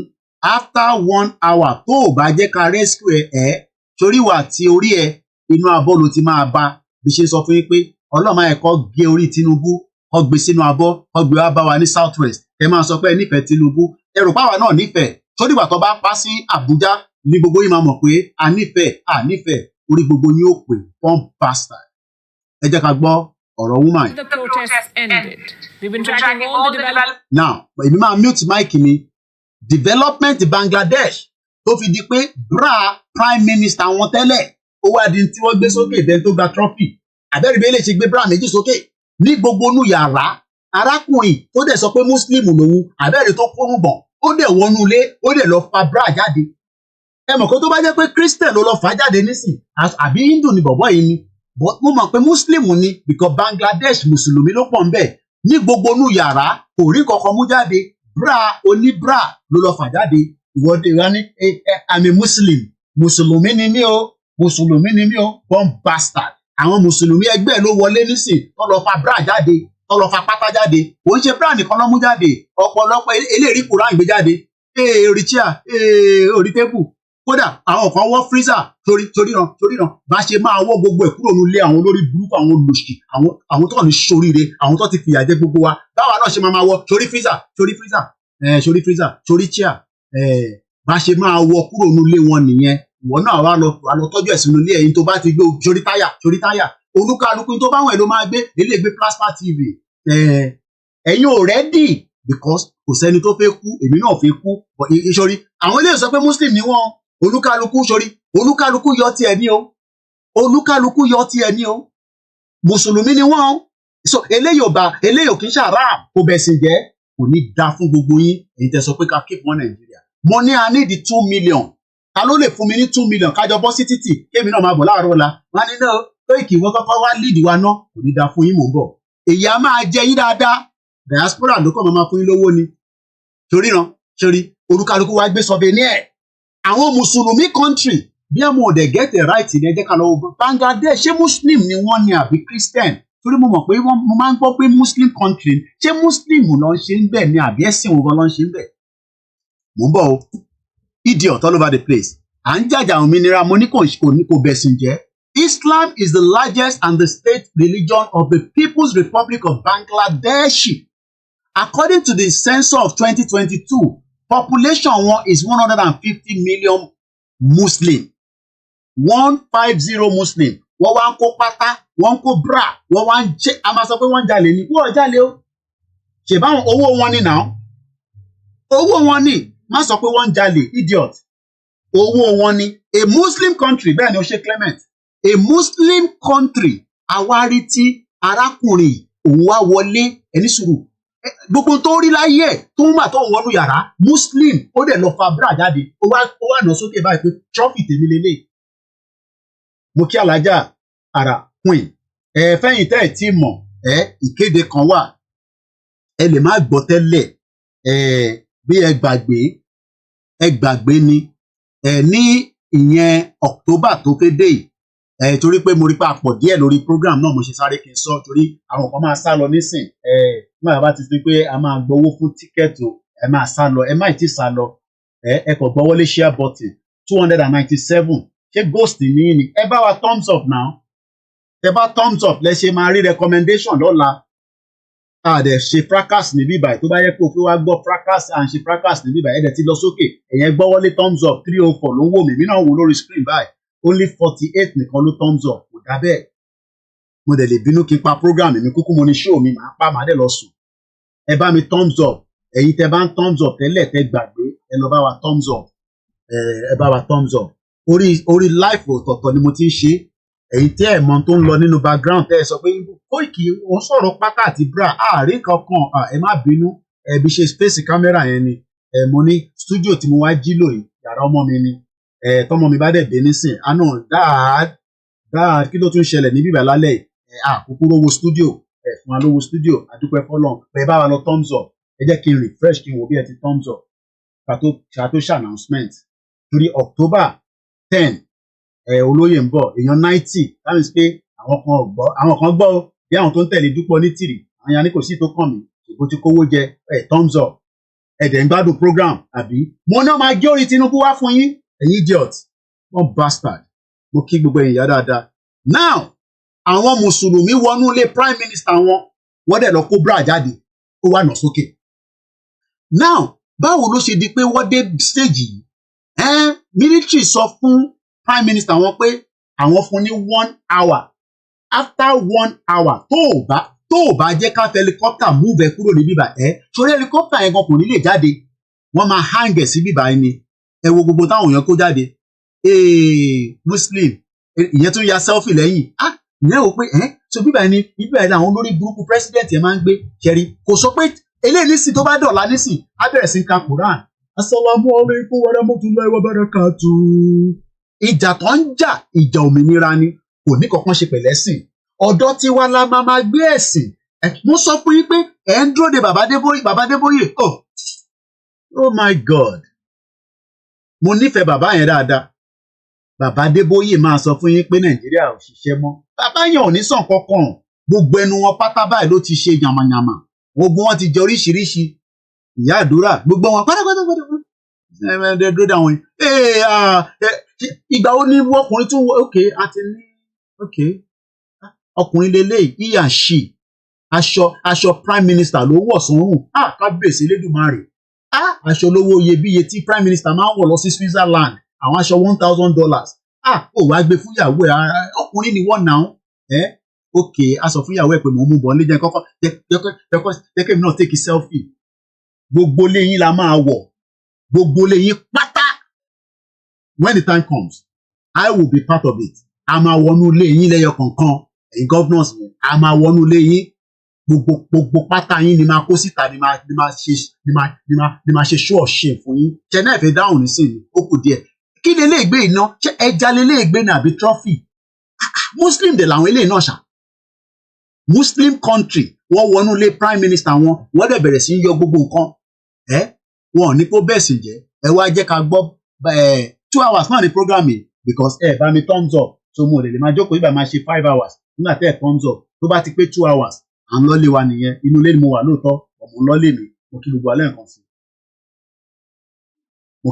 nǹkan sí mo kí wa alájà ẹni comedian ni mí alájà ṣé ó dáa kí muslim ìbálájà lẹ́yìn orí kankan mú jáde bra oní bra ló gbé jáde ó dẹ̀ kó rúgbọ̀n sọ́rùn báyìí torí pé ọ̀rọ̀ ẹ̀sìn kan ló bá débẹ̀ ọ̀rọ̀ ìjàngbara ni ẹ mọ ìtọ́pa 300 innocent Bangladesh ló pa 300 ni wọ́n pa ẹ má bínú pé program yẹn ó kàn lọ bó ṣe yẹ kó lọ bọ̀ ní October nǹkan kan fẹ́ ṣẹlẹ̀ ní London àwọn ọjà ní bíbà à ń jà ní bíbà kódà àwọn òyìnbó tó fẹ́ jà tọ́nà àwọn máa bá àwọn kan jà ní Walthamstow àwọn òyìnbó tẹ̀lé wọ́n ní no bó ṣeré o Walthamstow lálẹ́ yìí ó gbóná rẹpẹtẹ ní o but àwọn èèyàn dúró ti àwọn ọmọ Asian ta ló máa dúró ti àwa náà nígbà tá a bá need assistance àwọn wo ló máa dúró tì wá ẹ jẹ́ ká lọ fún ní méjì yẹn ní Walthamstow lálẹ́ yìí àwọn English defence wọ́n náà máa wá attack àwọn kan ọlọ́pàá ní ẹ̀ ní attack o àwọn aráàlú ní ẹ má tẹ̀ wọ́rì àwa la máa shield wọn ẹ wèrò tó bá sọ fáwọn ọ̀rẹ́ ẹ pé ní October 12 olóyè Ìgbòho ń bọ̀ gbogbo àwọn ilé náà máa tẹ̀lé wa but tá a bá sọ fún wọn Koiki ìwọ ló yẹ máa lọ sọ fún wọn ìwọ ló mọ̀ wọ́n má di torí pé wọ́n sọ fún ẹ o ti gbọ́ nísìn ìwọ náà sọ fún wọn pé ní October 12 lágbára Elédùmarè bàbá wa kan ń bọ̀ ajìjàngbara ni tí wọ́n fẹ́ pa wọ́n ń pè ní olóyè Ìgbòho CSI oríṣiríṣi orúkọ tó bá rántí wà wá sọ fún wọn pé ó ń bọ̀ ní London tó bá wá dé London kọ́ ó máa ṣe dinner yẹn £100 ni kò ń ṣe tó wọ́n eléyìí ń ṣe dinner ó máa mọ́ rẹ̀ dání o ẹ gbọ́ mi dáadáa o pa tíkẹ́ẹ̀tì ni o àwọn èèyàn ti ń ra tíkẹ́ẹ̀tì o àwọn couples kan ní Birmingham kódà wọ́n tún book hotel wọ́n dẹ̀ tún ra aṣọ alájà double size ni wọ́n XL ẹ bá ń sọ fún Kentos màá sọ fún wọn lọ́la mọ́mì wa kan pè mí láti Leicester mo ti fún wọn ní nọ́mbà yín alájà wọ́n máa pè yín ọ̀sán yìí lọ pè mí wọ́n náà wọ́n lo walking stick mo ní kọ́ máa wọ̀rí àti búùkì bọ́ọ̀sì tó máa gbé wọn wọ́n náà máa jẹ dínà wọ́n ń bọ̀ láti Leicester ìwọ tó bá wá náà jẹ dínà máa pàdé wa ní rálì ẹ pàdé wa ní rálì torí pé lágbára Ọlọ́run ní rálì yẹn olóyè ọmọ Adéyẹmọ Ìgbòho Ṣàtiwá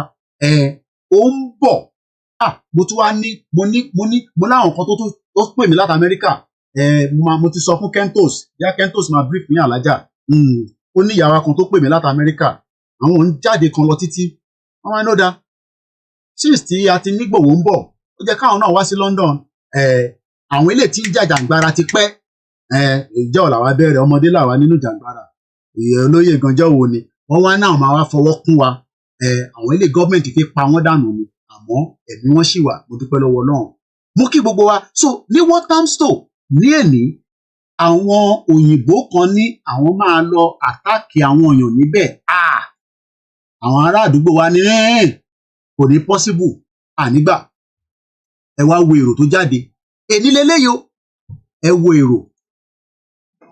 wo èrò èmi tẹ̀lé pẹ́ parí ẹ̀gbọ́n anyway 30 minutes náà ló kù now ẹ jẹ́ ká wá lọ wo video evidence ẹ̀ mo kí gbogbo alẹ́ nǹkan sí ẹ wo video evidence ẹ wo èrò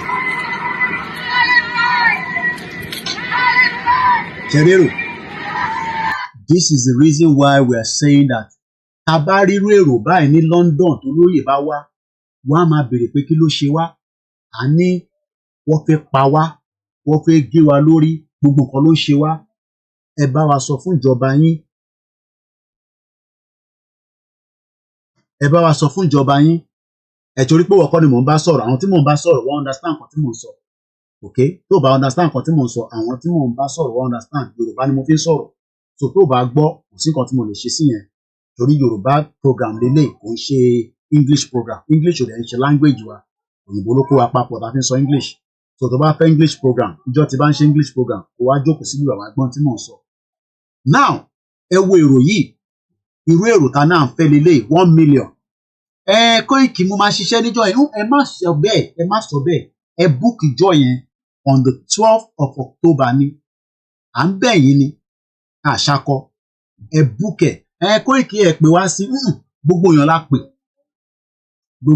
pè kò ń ṣe pé àpè yín sí a ti pè everybody official tó ti jáde yẹn ó ti invite everybody ó yẹ ká ṣe pè yín ní individually kò sẹ́ni kankan tó máa pè anybody individually we are all fighting days together so tẹ bá dẹ̀ wá sọ pé ó dìgbà tá a bá write letter sí yín mo sorry àníṣe yẹn o fact lẹ́gbọ́n lẹ́nu mi ṣẹ̀rẹ́ àwọn òyìnbó tó support àwọn Asia pé no you are good people ẹ̀yin ò ṣe terrorist àwọn English Defence League tó fi máa wá terrorize yín ànígbà ẹ sọ fún àwọn òyìnbó yín ẹ sọ fún àwọn ọ̀rẹ́ yín ẹ sọ fún everybody pé kó wá represent ọtí yín nísìn these are the English people that were not abusing or cursing we are only calling their government to order with all the crime that they've done in what is known as Nigeria today ṣẹ́rí gbogbo wọn taking pictures you know I would love to see as many English people Asian you know èmi náà ti ń polówó fáwọn ọ̀rẹ́ mi kankan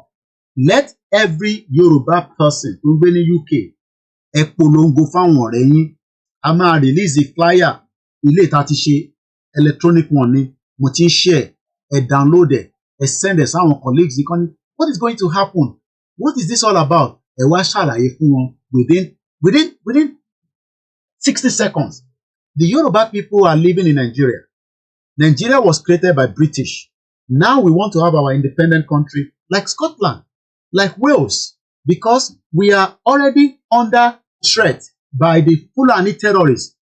The Fulani terrorists are the same like the Al-Qaeda terrorists. Remember the bomb that took place in London in 2006? Those terrorists, they have multiple of them. They are killing our people. They have taken our land. And we want to take all these things back. 60 seconds.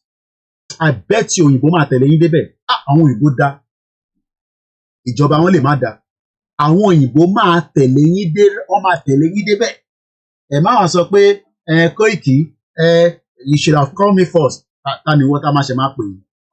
You are not a prime minister. We are all you are just ordinary citizen. So gbogbo èèyàn la pè bó ṣe jẹ́ nìyẹn tó mo kí gbogbo wa now because ìyàwó mi ń jẹ́ kó yé mi pé àwọn ọmọ yẹn ti fẹ́ sùn voice yẹn dẹ̀ ń lọ sókè too much ẹ má bínú sí wa a máa drop voice yẹn díẹ̀ but àìtí parí program yìí mo ní kí ni Russia flag wá dé inú protest ground tí wọ́n ń ṣe lọ́wọ́lọ́wọ́ even though Tinubu sọ fún wa pé nobody dare hoist Nigeria any other flag within Nigeria but Tinubu lied he's a liar bàbá parọ́ ni Tinubu ó ti ń parọ́ ní àtijọ́ tó ti kọ́kọ́ fi visa kan lọ sí Amẹ́ríkà wọ́n ní passport tó lò lọ sí Amẹ́ríkà bọ́ ló ń lò lọ́wọ́lọ́wọ́ nísìn wọ́n ti manipulate Amẹ́ríkà wá ń protect interest àwa ní ká wá sọ fún Amẹ́ríkà pé àwa la nílẹ̀ nígbà táwa bá push Amẹ́ríkà decide pé ó dá kólúkálukú máa lọ but nígbà táwa bá ti push Amẹ́ríkà máa sọ pé àìtí ready now mo fẹ́ padà because we only have less than 20 minutes to the end of the program. So we will summarize it quickly. This is what Tinubu told us when the Afenifere paid him a courtesy visit right inside Aso Rock some few months ago. This is how the video goes. And I want you to look at the flags very well. This is not the military flag. It is confirmed. Routers on Neparo. Tí paper Nigeria bá parọ́, tí Koiki bá parọ́, routers are verifiable organization. In tó bá sọ, bẹ́ẹ̀ ló ṣe rí. So let's watch what Tinubu told Afenifere some few months back. What we face now is challenges of terrorism,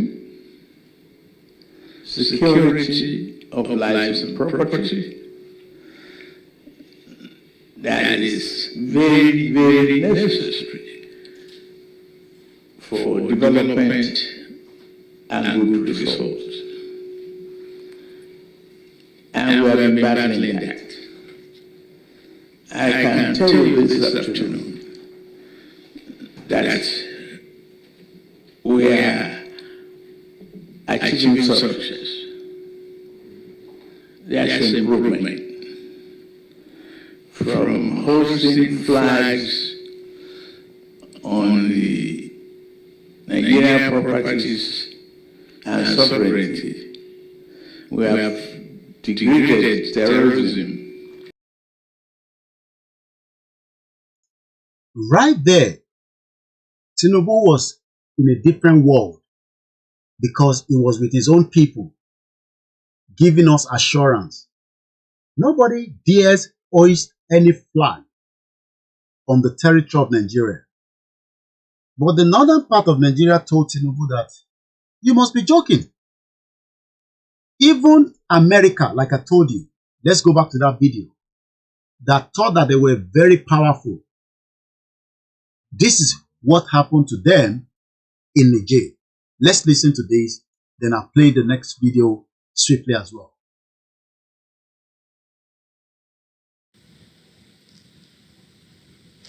Shifting focus to Niger, the United States has pulled out its remaining troops from the West African nation.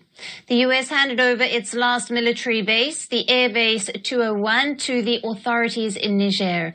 The large base, located in the city of Agadez in northern Niger, was a crucial hub for American counter-terrorism operations in the country. It was a drone base that cost up to $110 million to the U.S. It was one of the largest U.S. drone bases in Africa and of high strategic importance. A tiny country called Niger told America, we've given you a timeline. Hand over to us and pack all your troops and your equipment and leave. And America did not fight back. When Tabati ready, Tafik Balewa, none of them will fight back. They will just allow you to flow. But nítorí pé àìtí ready, ìyẹn ni wọ́n sì ṣe ń ṣe kí ni lọ ṣe intimidate wa. Let's move straight to the next one. Ànídélé mọ́, àní láti lọ gbọ́ ẹni tó mú brad àní. This is Bangladesh. Ẹ jẹ́ ká gbọ́ how things played out on the protest plan, nationwide shutdown, chaos. There's never been anything that called it peaceful protest. It is always chaos, anarchy, and it can shut down a country. Bangladesh Prime Minister, kódà kò tí mọ̀ bí tó fẹ́ gbé báyìí. Let's listen to this. And here's what we can tell you tonight. A new caretaker government is preparing to take charge. In the last 24 hours, there has been a big shake-up. The police chief has been removed. There's been a reshuffle in the army. Top officials have been fired. A total of 6 posts have new faces now. And the protest is not over. The demonstrators plan to return to the streets. They've called for a nationwide shutdown tomorrow, so all establishments will remain closed. Only hospitals and emergency services will be allowed to operate. Now, all eyes are on the military. What will they do? What role will they play? Will the next government just be a facade with the army running the show from behind, or will the army play the role of a mediator between the protesters, the civil society, and the politicians? There's a little known side hustle that I'm doing myself. Out. As of today, as of now, the army seems to be facilitating the transition of power. Yesterday, they met with the protesters. The president of Bangladesh was also present in that meeting. After the meeting, a leader was named. Mohammad Yunus will serve as a caretaker leader of Bangladesh. He's a Nobel laureate. When Hasina's regime fell, he was in Paris for a medical procedure. Today, he returned to Dhaka. Oh my God. Please. Well, I'm looking. Ambassador. That's okay.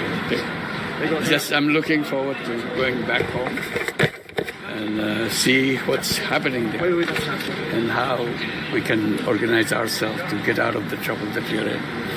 Thank you very much. We've been telling you about Mohammad Yunus on the show. He pioneered the microloans program of Bangladesh. He was called the banker to the poor. His initiative helped millions of people, and for this he was awarded the Nobel Peace Prize. Later, he was accused in almost 100 cases for embezzlement and extortion, and earlier this year, he was sentenced to jail for labor law violations. He was out on bail. Today, a Bangladeshi court has overturned the conviction, so Mohammad Yunus has been acquitted of the labor charges today. The protesters wanted him to take over. They firmly rejected the idea of a government appointed by the military. Nígbà tí mo sọ fún àwọn ọmọ Yorùbá pé bí military bó bá wù wọ́n kó gbàjọba. Koiki, ẹ má sọ bẹ́ẹ̀ o. Tí military bá ti gbàjọba, ìjọba mi. Mo ní, if we are determined, intermarché, military gan nílé stop it. Nigerian military is not as tough as the military in Bangladesh. Ẹ gbọ́ mi dáadáa. Those regions, they are the worst part of the world. If you think that your military has coins, go to Myanmar, Bangladesh, Pakistan.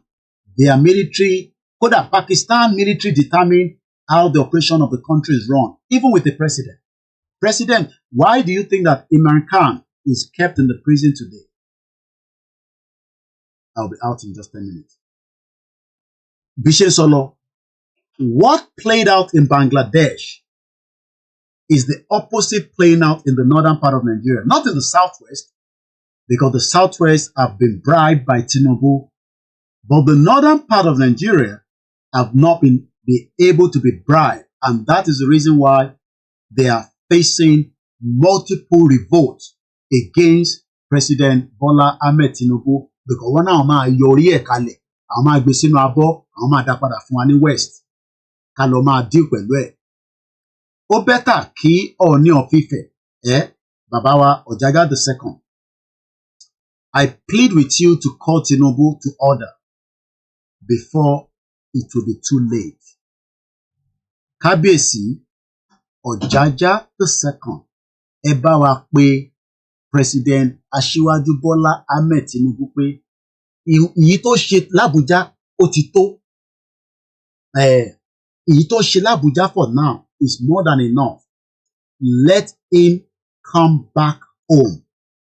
Because if he doesn't come back home, things might go the other way around.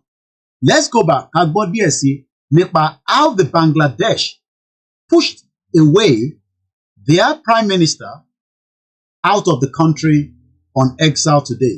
Ẹ jẹ́ ká padà sọ́dọ̀ first post, my beautiful co-presenter, Paliki Shama. Ẹ jẹ́ ká lọ gbọ́ nǹkan tó sọ sí. 10 minutes, I'll be out. Soldiers are on the ground. Needless to say, this is all. But it could create anti-India sentiments among the people there, and New Delhi must be wary of that. It must push back against this misinformation. It must also lobby the Jamaat. Supercharge your...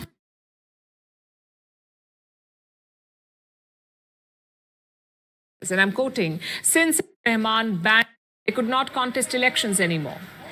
Another round of crackdown came this year. Sheikh Hasina accused them of escalating the student protests. So the group, the Jamaat, was outright. If we let them go.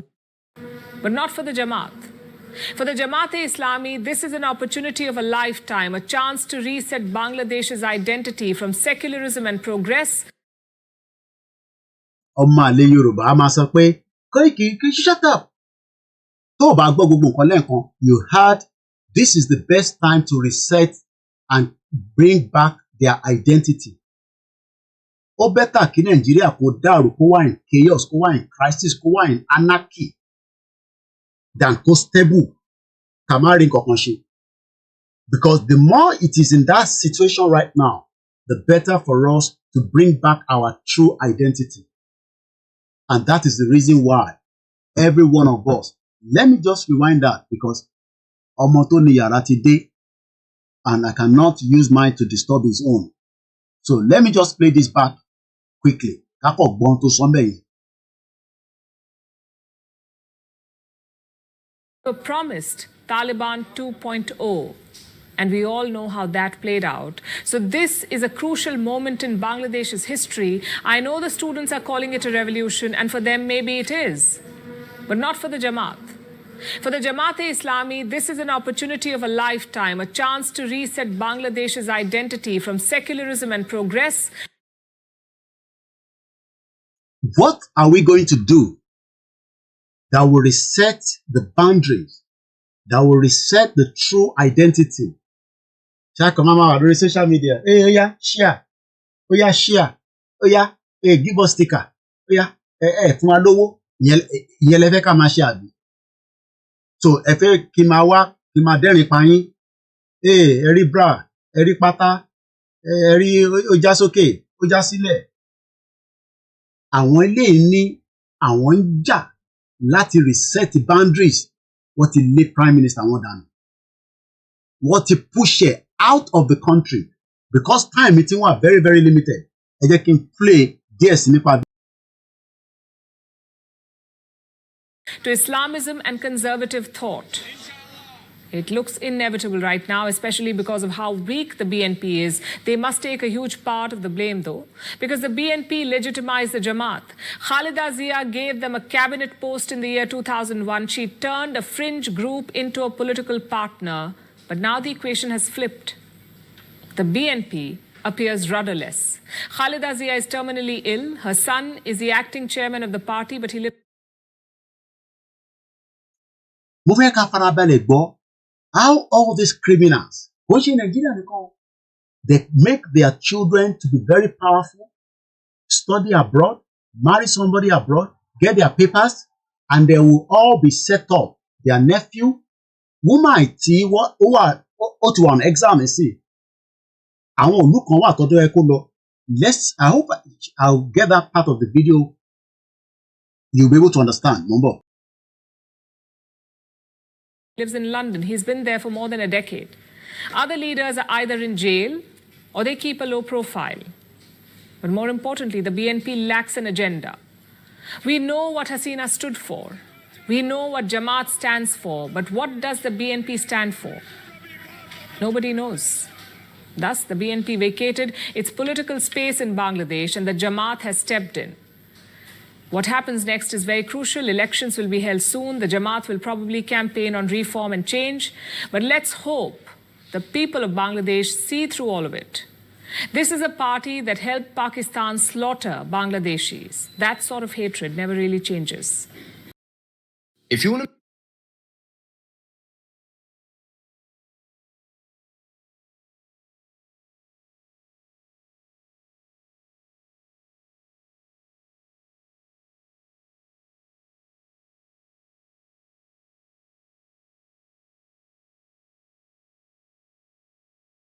mo fẹ́ dá padà sẹ́yìn díẹ̀ fídíò yìí.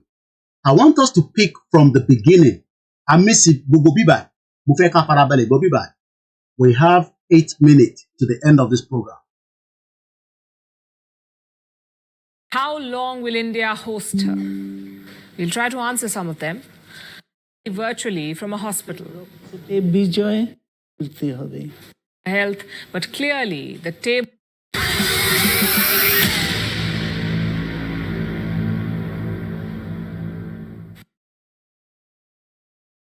When the time arrives, ẹ̀kọ́ question yìí síta, where will Tinubu go? Nígbà tí Nàìjíríà bá hot ju bó ṣe ń lọ lọ́wọ́lọ́wọ́ yìí, where will Tinubu go? Níbo ni Asina máa lọ? Ẹ farabalẹ̀ kẹ́gbọ́n tó sọ níbí báyìí. Kódà ẹ wà shock how they keep their families abroad. They are doing very well.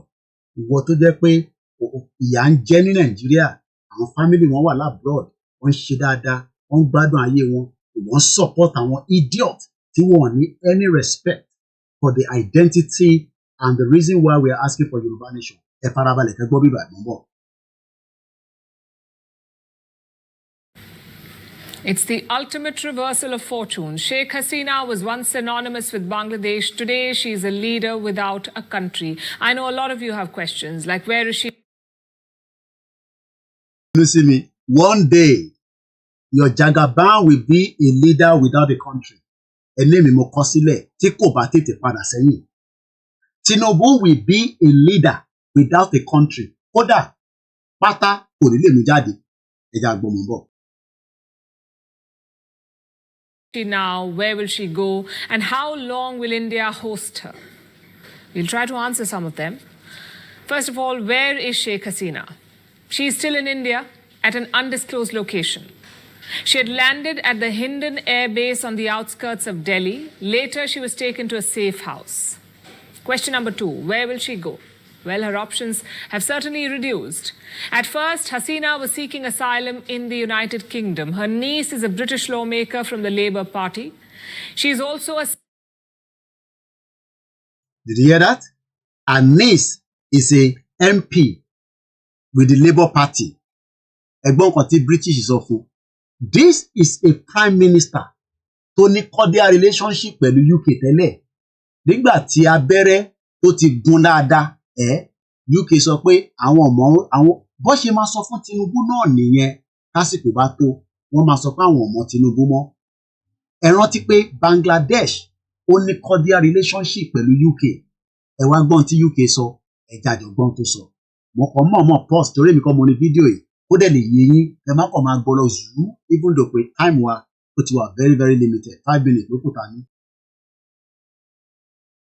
Secretary at the Treasury, so she's quite an influential leader. Yet, London is not welcoming Sheikh Hasina.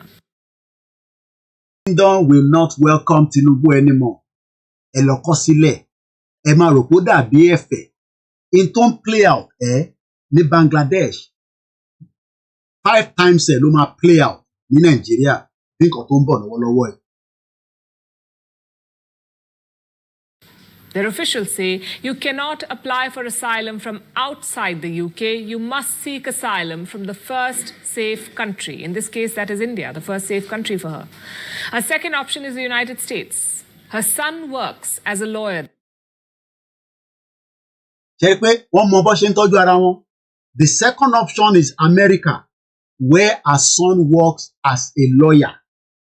just like Tinubu's son, daughter, Atiku, Ginikan, ẹrántí. Ẹgbọ́n nǹkan tó sọ ní bíbáyìí náà, nígbà tí abẹ́rẹ́ ti gún ìyá wọn àbí màmá wọn, just like abẹ́rẹ́ ti gún Tinubu nídìí báyìí, instead kó padà wá sílé, wọ́n máa forí ẹ̀ fágbọ̀n lọ́hùn ni, ẹlẹ́mi mo sọ bẹ́ẹ̀. Gbóhùn sókè. Sheikh Hasina's son. He's in the US. But since Hasina has resigned as Prime Minister, her official visa is not valid anymore. I love that. Ìgbà tó jẹ́ Prime Minister ní visa valid, ò ní valid visa kankan mọ́, àwọn náà ti di asylum seeker bí KOIKIMEDIA, ìlú rẹ̀ kúkú apply for asylum. But it took 15 years to get my papers. Ní kúure gbogbo èèyàn olóṣèlú. Ní ríbi lọ. Kódà Benin Republic ò ní gbà yín, Ghana ò ní gbà yín, Togo ò ní gbà yín, àjọ máa wà nílẹ̀ yẹn ká máa dín pẹ̀lú yín ni. Ṣẹlẹ̀ yìí tẹ́ wà ń lé, a sì máa tún fídíò yìí, a máa tún ṣe lẹ́ẹ̀kan sí. Ẹ lè rò pé mo ṣe fídíò yìí bí ẹ̀fẹ̀, mo fẹ́ kẹ́ padà kẹ́ lọ tún wò láti bẹ̀rẹ̀. Kẹ́ wá bẹ̀rẹ̀ sí pọ́ìntì gbogbo àwọn pointers tí mo gbé jáde. Ọmọ ìyá yìí Amẹ́ríkà ló ń gbé, lọ́ọ̀yà ni, ìyá rẹ̀ ti wà ní India, ó ti há sí India, bí wọn náà ṣe há sí Libya tó lè wọ Europe, ìjọ kan máa dé lágbára Elédùmarè, gbogbo ẹ̀yin olóṣèlú ẹ máa há sílẹ̀ Yorùbá ni, ní lè jáde, àjọ máa dín pẹ̀lú ra wa ń bẹ̀ ni, ẹja gbọ́ ètò kù mọ́ bọ̀. A third option is Finland. Again, she has family there. Hasina's nephew works in Helsinki and is married to a Finnish national. But their government is silent. And what about West Asia? Reports say that Hasina could also seek refuge in Saudi Arabia or the UAE. But again, nothing concrete here. At this point, it's all reports and speculation. But why not India? Why can't she remain in India? Her daughter lives in New Delhi, after all. The Indian government hosted Hasina 50 years back when her family was killed. So why not now? Because the equation has changed. You see, there is public anger against Sheikh Hasina in Dhaka. If you can't take anything to this program tonight, there's what I call public anger. When the public anger gets to where it's meant to go, nobody will be able to stop Yoruba nation. But for now, there's no public anger.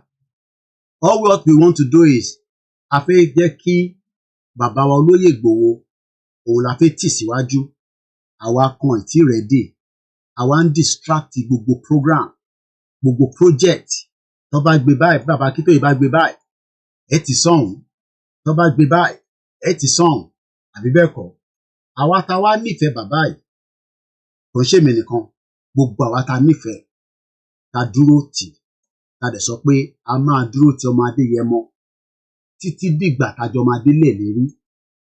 Àwọn kan á máa náwó, àwọn kan á máa sọ̀rọ̀, àwọn kan á máa pátíkù lé lórí. Ṣẹ́rí bó ṣe wà lẹ́yìn mi, Ọlọ́run dúró tì, èèyàn dúró tì, àǹjọ̀nú dúró tì, wòlíì dúró tì, gbogbo tó ń bẹ láyé lọ́wọ́lọ́wọ́ báyìí, wọ́n dúró tì. Ó mọ̀dí torí pé ó rí jẹ, ó rí mu, ó rí lò, ó wá abandon gbogbo yẹn. Ó mọlé ẹ̀ ní, tó bá mọlé olóyè ní sókà, ilé ẹ̀ ó tanná fún 10 street ní gbogbo àgbègbè yẹn. Ó ṣe pé wọ́n sọ fún mi, mo ka gbogbo street yẹn lẹ́yọ kọ̀ọ̀kan, mo rìn débẹ̀ ni. Ṣó rántí pé over oṣù 6 ni mo ṣe pẹ̀lú wọn ní sókà. Apart from that, chalet kọ̀ọ̀kan, èyí tó fèmí sí tí mo wà, ó ní kitchen, ó ní toilet, ó ní yàrá, ó ní air condition, ó ní GoTV. Nígbà tí mo dé, mo ní olóyè, ẹni bíbá ẹni GoTV, èmi ò rí GoTV. Wọ́n ní mò ń sanwó ẹ̀, mo náà ti gbé yín ní Mugun. Àwọn tẹ́jọ́ ń gbé nínú ilé, wọ́n ti gbé yín ní Mugun. Ó dẹ̀ pé fóònù, pápápápápápá. Ẹni tó máa ṣe GoTV yẹn, ọ̀sán yẹn náà ló dé, ó bẹ̀rẹ̀ sí í ṣiṣẹ́. Pé journalist lèmi, mi gbọ́dọ̀ máa wo news tó ń lọ lágbàáyé. At the end of the day, ó abandon gbogbo ẹ̀. Àwo tó fi ń jẹun nísìn, mo rò pé àwo yẹn ló ń lò mọ́ ní Benin. Wákọ̀ ṣáà máa ń lo abọ́ kan fún wọn, onílé ọlọ́nà. Báwọn bàbá tèmi náà ṣe máa ń jẹun láyé àtijọ́, á bọ bẹ̀ sẹ́gbẹ́ kan. tó lóye bá wa ń jẹ wọn ní ẹ lọ pé coordinator wa kájọ jẹ ẹ máa no. Àṣé mi ò mọ̀ pé máa bá olóyè jẹun yẹn iyì ló jẹ́ àwọn èèyàn dúró rẹpẹ ṣe tó lóye bá ṣe ń jẹun tán báyìí ẹni máa gbá bọ́ yẹn ẹni máa yọ ẹran orí ẹ̀ ẹni máa yọ abọ́ náà ó wá náà òun bọ̀ ní London gbogbo ẹ̀yin tẹ́ jẹ́ ọ̀rẹ́ olóyè tẹ́ ti mọ̀ wọ́n káwa tó mọ̀ wọ́n ẹ kàn sí wa ẹ̀yin náà ẹ sọ pé Koiki èmi kọ́ lẹ fẹ́ fún lówó olóyè lẹ fẹ́ dá lọ́lá ẹ pè wá àwọn ọmọ yín ẹ ń gbọ́ mi ẹ̀yin lẹ mọ̀ olóyè káwa tó mọ̀ àwa kọ́ àìjákẹ́ mọ́ yín lọ́wọ́ ni mo mọ̀ pé ẹ̀ ń wò mí ẹ wá pe àwọn ọmọ ẹgbẹ́ ìfẹ́ lódùn àkáǹtì mi kọ́ lẹ máa sanwó sí ẹ gbé owó gidi lẹ̀ torí oríṣiríṣi nǹkan la fẹ́ ṣe kójú má bàa ti olóyè kójú má bàa ti ràn wá mo mọ̀ pé lówó lọ́wọ́ o ẹ̀ ń wò mí báyìí ẹ̀yin tẹ́ jẹ́ jàǹkànjàǹkàn ẹ̀yin tẹ́ ti mọ olóyè láyé alálùmọ̀lẹ̀ ẹ̀yin tẹ́ jọ ẹ mú kí brọ́dà mi ẹ̀gbọ́n mi dáadáa èyí ni birthday wọn ẹ rán mi létí ọ̀rẹ́ pàdé olóyè olórin wa mo dẹ̀ ṣe pé wọ́n gan ọ̀tẹ̀ gbé kọ́ọ̀lù mi bí ọwọ́ bízì mi ẹ fún mi lórúkọ wọn orúkọ yẹn sápá mi lórí nísìn ẹ yẹ kẹ́ ti mọ̀ ẹni tí mò ń sọ orúkọ yẹn ó kọ̀ há lórí mi ni ààrẹ ní comment látẹ̀ǹkan so kò sẹ́ni tó mọ olórin tó máa ń kí olóyè dáadáa yẹn ẹ fún wa lórúkọ yẹn kẹ́ máa ká lè parí program ọmọ mi tí ń sọ fún òun fi lo yàrá rẹ̀ Òṣùpá ó ṣe wá ń pẹ́ tó yẹn tẹ́lẹ̀ mo kí brother wa Òṣùpá tó bá possible tẹ́ bá lè ẹ̀yin ní visa mo ì tí gẹ́ẹ̀tì yín o but tẹ́ bá rí fídíò yìí ẹ lè wá play fún wa níjọ́ yẹn a lè ṣe ticket tẹ́ máa fi wá but ṣẹ́yìn lè wá play fún wa tẹ́ bá ti wá play fún wa àmọ́ pé ẹ̀yin gan nífẹ̀ẹ́ wa a sọ pé ẹ̀ ń ṣe Yorùbá nation o but ọmọ Yorùbá ní kẹ́kọ̀ọ́ wá play fún wa ẹ wá ṣeré fáwa náà a lówó tá máa fún yín o ara tíkẹ́ẹ̀tì yín àwọn ò lówó tá fẹ́ fún yín o kẹ́kọ̀ọ́ wá fi yé olóyè sí ẹ bá ẹni tó bá rí nọ́mbà wọn ẹ bá mi jù sí wọn èmi ti pè wọ́n ó dà pé bí wọ́n ti change nọ́mbà ni mo dẹ̀ ní láti pe olóyè mo lè gba nọ́mbà wọn lọ́wọ́ olóyè ẹ̀yin tẹ́ bá mọ bàbá mi Saheed Òṣùpá ẹ bá mi sọ fún wọn pé ṣé wọ́n lè wá ṣeré fún wa níjọ rálì wa àbí níjọ bẹ́ẹ̀dẹ̀ olóyè sọ àníri jù bẹ́ẹ̀ lọ mo kí gbogbo wa táìmì ti pé báyìí a gbọ́dọ̀ lọ mo kí gbogbo ọmọ Yorùbá nílé lóko gbogbo ẹni tó bá gbọ́ program wa ẹ bá wa pín ẹ lè ṣàánú àwa náà kẹ́ tó lọ ẹ̀gbọ́n owó sáwo bẹ ṣe ń san ti ẹwà ọ̀ràn míyàn owó lọ fi ń ṣẹgbẹ́ owó lọ fi ń ṣe nǹkan ẹ má jẹ́ kẹ́ni kankan fún yín pé wọn ní nídìí owó mọ̀ní kúdí owó la máa fi ń ṣe so for you to support this platform before you go ẹ lè screenshot ẹ yẹn máa yá yín bá wa screenshot ẹ bá ti wá screenshot ẹ yẹn èyí tó bá convenient fún yín ẹ̀gbọ́n ó ṣàwò so mo kí gbogbo alẹ́ nǹkan sí i nírí jù bẹ́ẹ̀ lọ my name is Olami Koiki thank you so much ẹ má bínú pé mo lè máa dárúkọ gbogbo yín lálẹ́ yìí because we're pressed with time and like I said it's a mobile studio mo kí mọ́ sí mi mo kí gbogbo ẹ̀yin ìyá wa ẹ̀yin bàbá wa mo kí àwọn ẹgbẹ́ ìfẹ́ lódùn àpapọ̀ tí wọ́n ń ṣiṣẹ́ takuntakun fún ìrìn àjò bólóyè ṣe máa wá sí UK gbogbo àwa tó kù náà ni mo kí o odò àgbèwà kò ní gbé ọ̀dàlẹ̀ bẹ́ẹ̀mi náà bá jẹ́ ọ̀dàlẹ̀ kò sí nǹkan tó lọ ẹ̀ tún ṣe mọ́ níbí báyìí tó lọ ẹ̀ tètè máa lọ lọ́hùn kíyàn lọ dúró dẹ̀yìn tó kù lọ́hùn bọ̀tá àbá ti jẹ́ ọ̀dàlẹ̀ a máa pẹ́ a máa gbó a máa náwó Yorùbá a máa ní passport Yorùbá bó ṣe máa rí nìyẹn mo kí gbogbo alẹ́ nǹkan sí o mo dẹ̀ kí brother wa náà bàbá wa wọ́n rà pé mo rí fídíò yín pé ẹ̀yin náà dé London bàbá wa Oríyọmí Hamzat ẹ káàbọ̀ sí ìkànnì tó ń pè ní UK àdúrà gbogbo wa gbà ọ́ àníṣe lásán Yorùbá nation no going back alájà Sanfast TV mo kí yín mo kí gbogbo Yorùbá world media lábẹ́ Dr.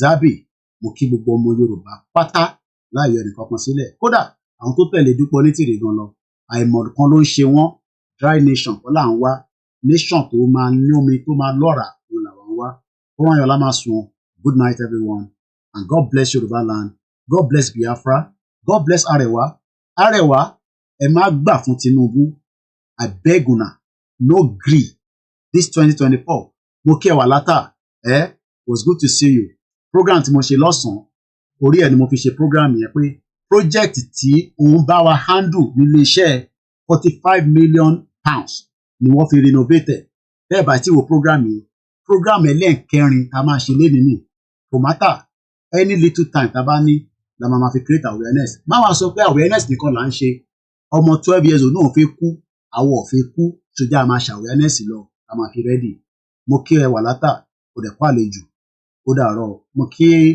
àwọn family mi náà mo kí gbogbo ọmọ Yorùbá nílé o àní tẹ́ lójú yín o àní dìbàjẹ́ lójú yín gbogbo ẹ̀yin tẹ́ ń sọ pé mo tún ní wá lọ́la mo ti dé tán kù díẹ̀ good night everybody bye for now.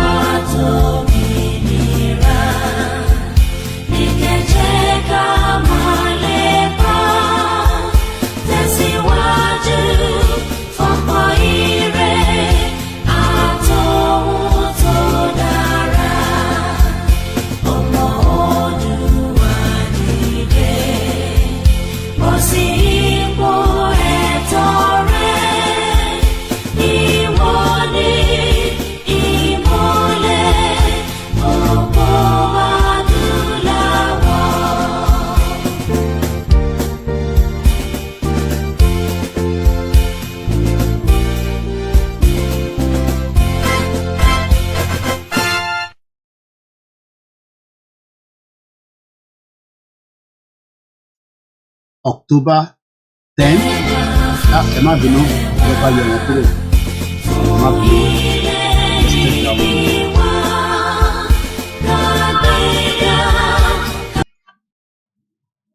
ẹ má bínú kò jẹ́ kíyàn tún wọlé padà mọ́ ní October 10 òun ni dinner £100 per person for the dinner but ní rally it is gbogbo everybody is welcome regardless of who you are ẹ pè àwọn àlejò kẹ́ darapọ̀ kẹ́ wá rí bàbá wa olóyè Ìgbòho BBC studio tó ń bẹ ní Oxford Circus màá gbìyànjú lọ ṣe fídíò bẹ̀ ní weekend yìí lágbára Ọlọ́run à post ẹ̀ à lè máa circulate gbogbo ẹni tó bá ń bọ̀ ẹ tètè dé ìyẹn ní October 12 ìyẹn ní rally tó bá dẹ̀ díjọ́ Sunday à ń gbé bàbá lọ sí Manchester lágbára Ọlọ́run Yorùbá nation no going back mo kí gbogbo àwọn elétò gbogbo àwọn numbers tẹ́ rí lórí screen yẹn náà ni ẹ screenshot ẹ báyìí so that kẹ́ má miss anything ẹni tí kankan bá yé bẹ́ẹ̀ bá get Koiki any of the number tẹ́ rí lórí screen yẹn ẹ lè pè wọ́n wá ṣàlàyé fún yín bó ṣe jẹ́ o kóran ayọ̀lá máa sùn Yorùbá nation no going back good night.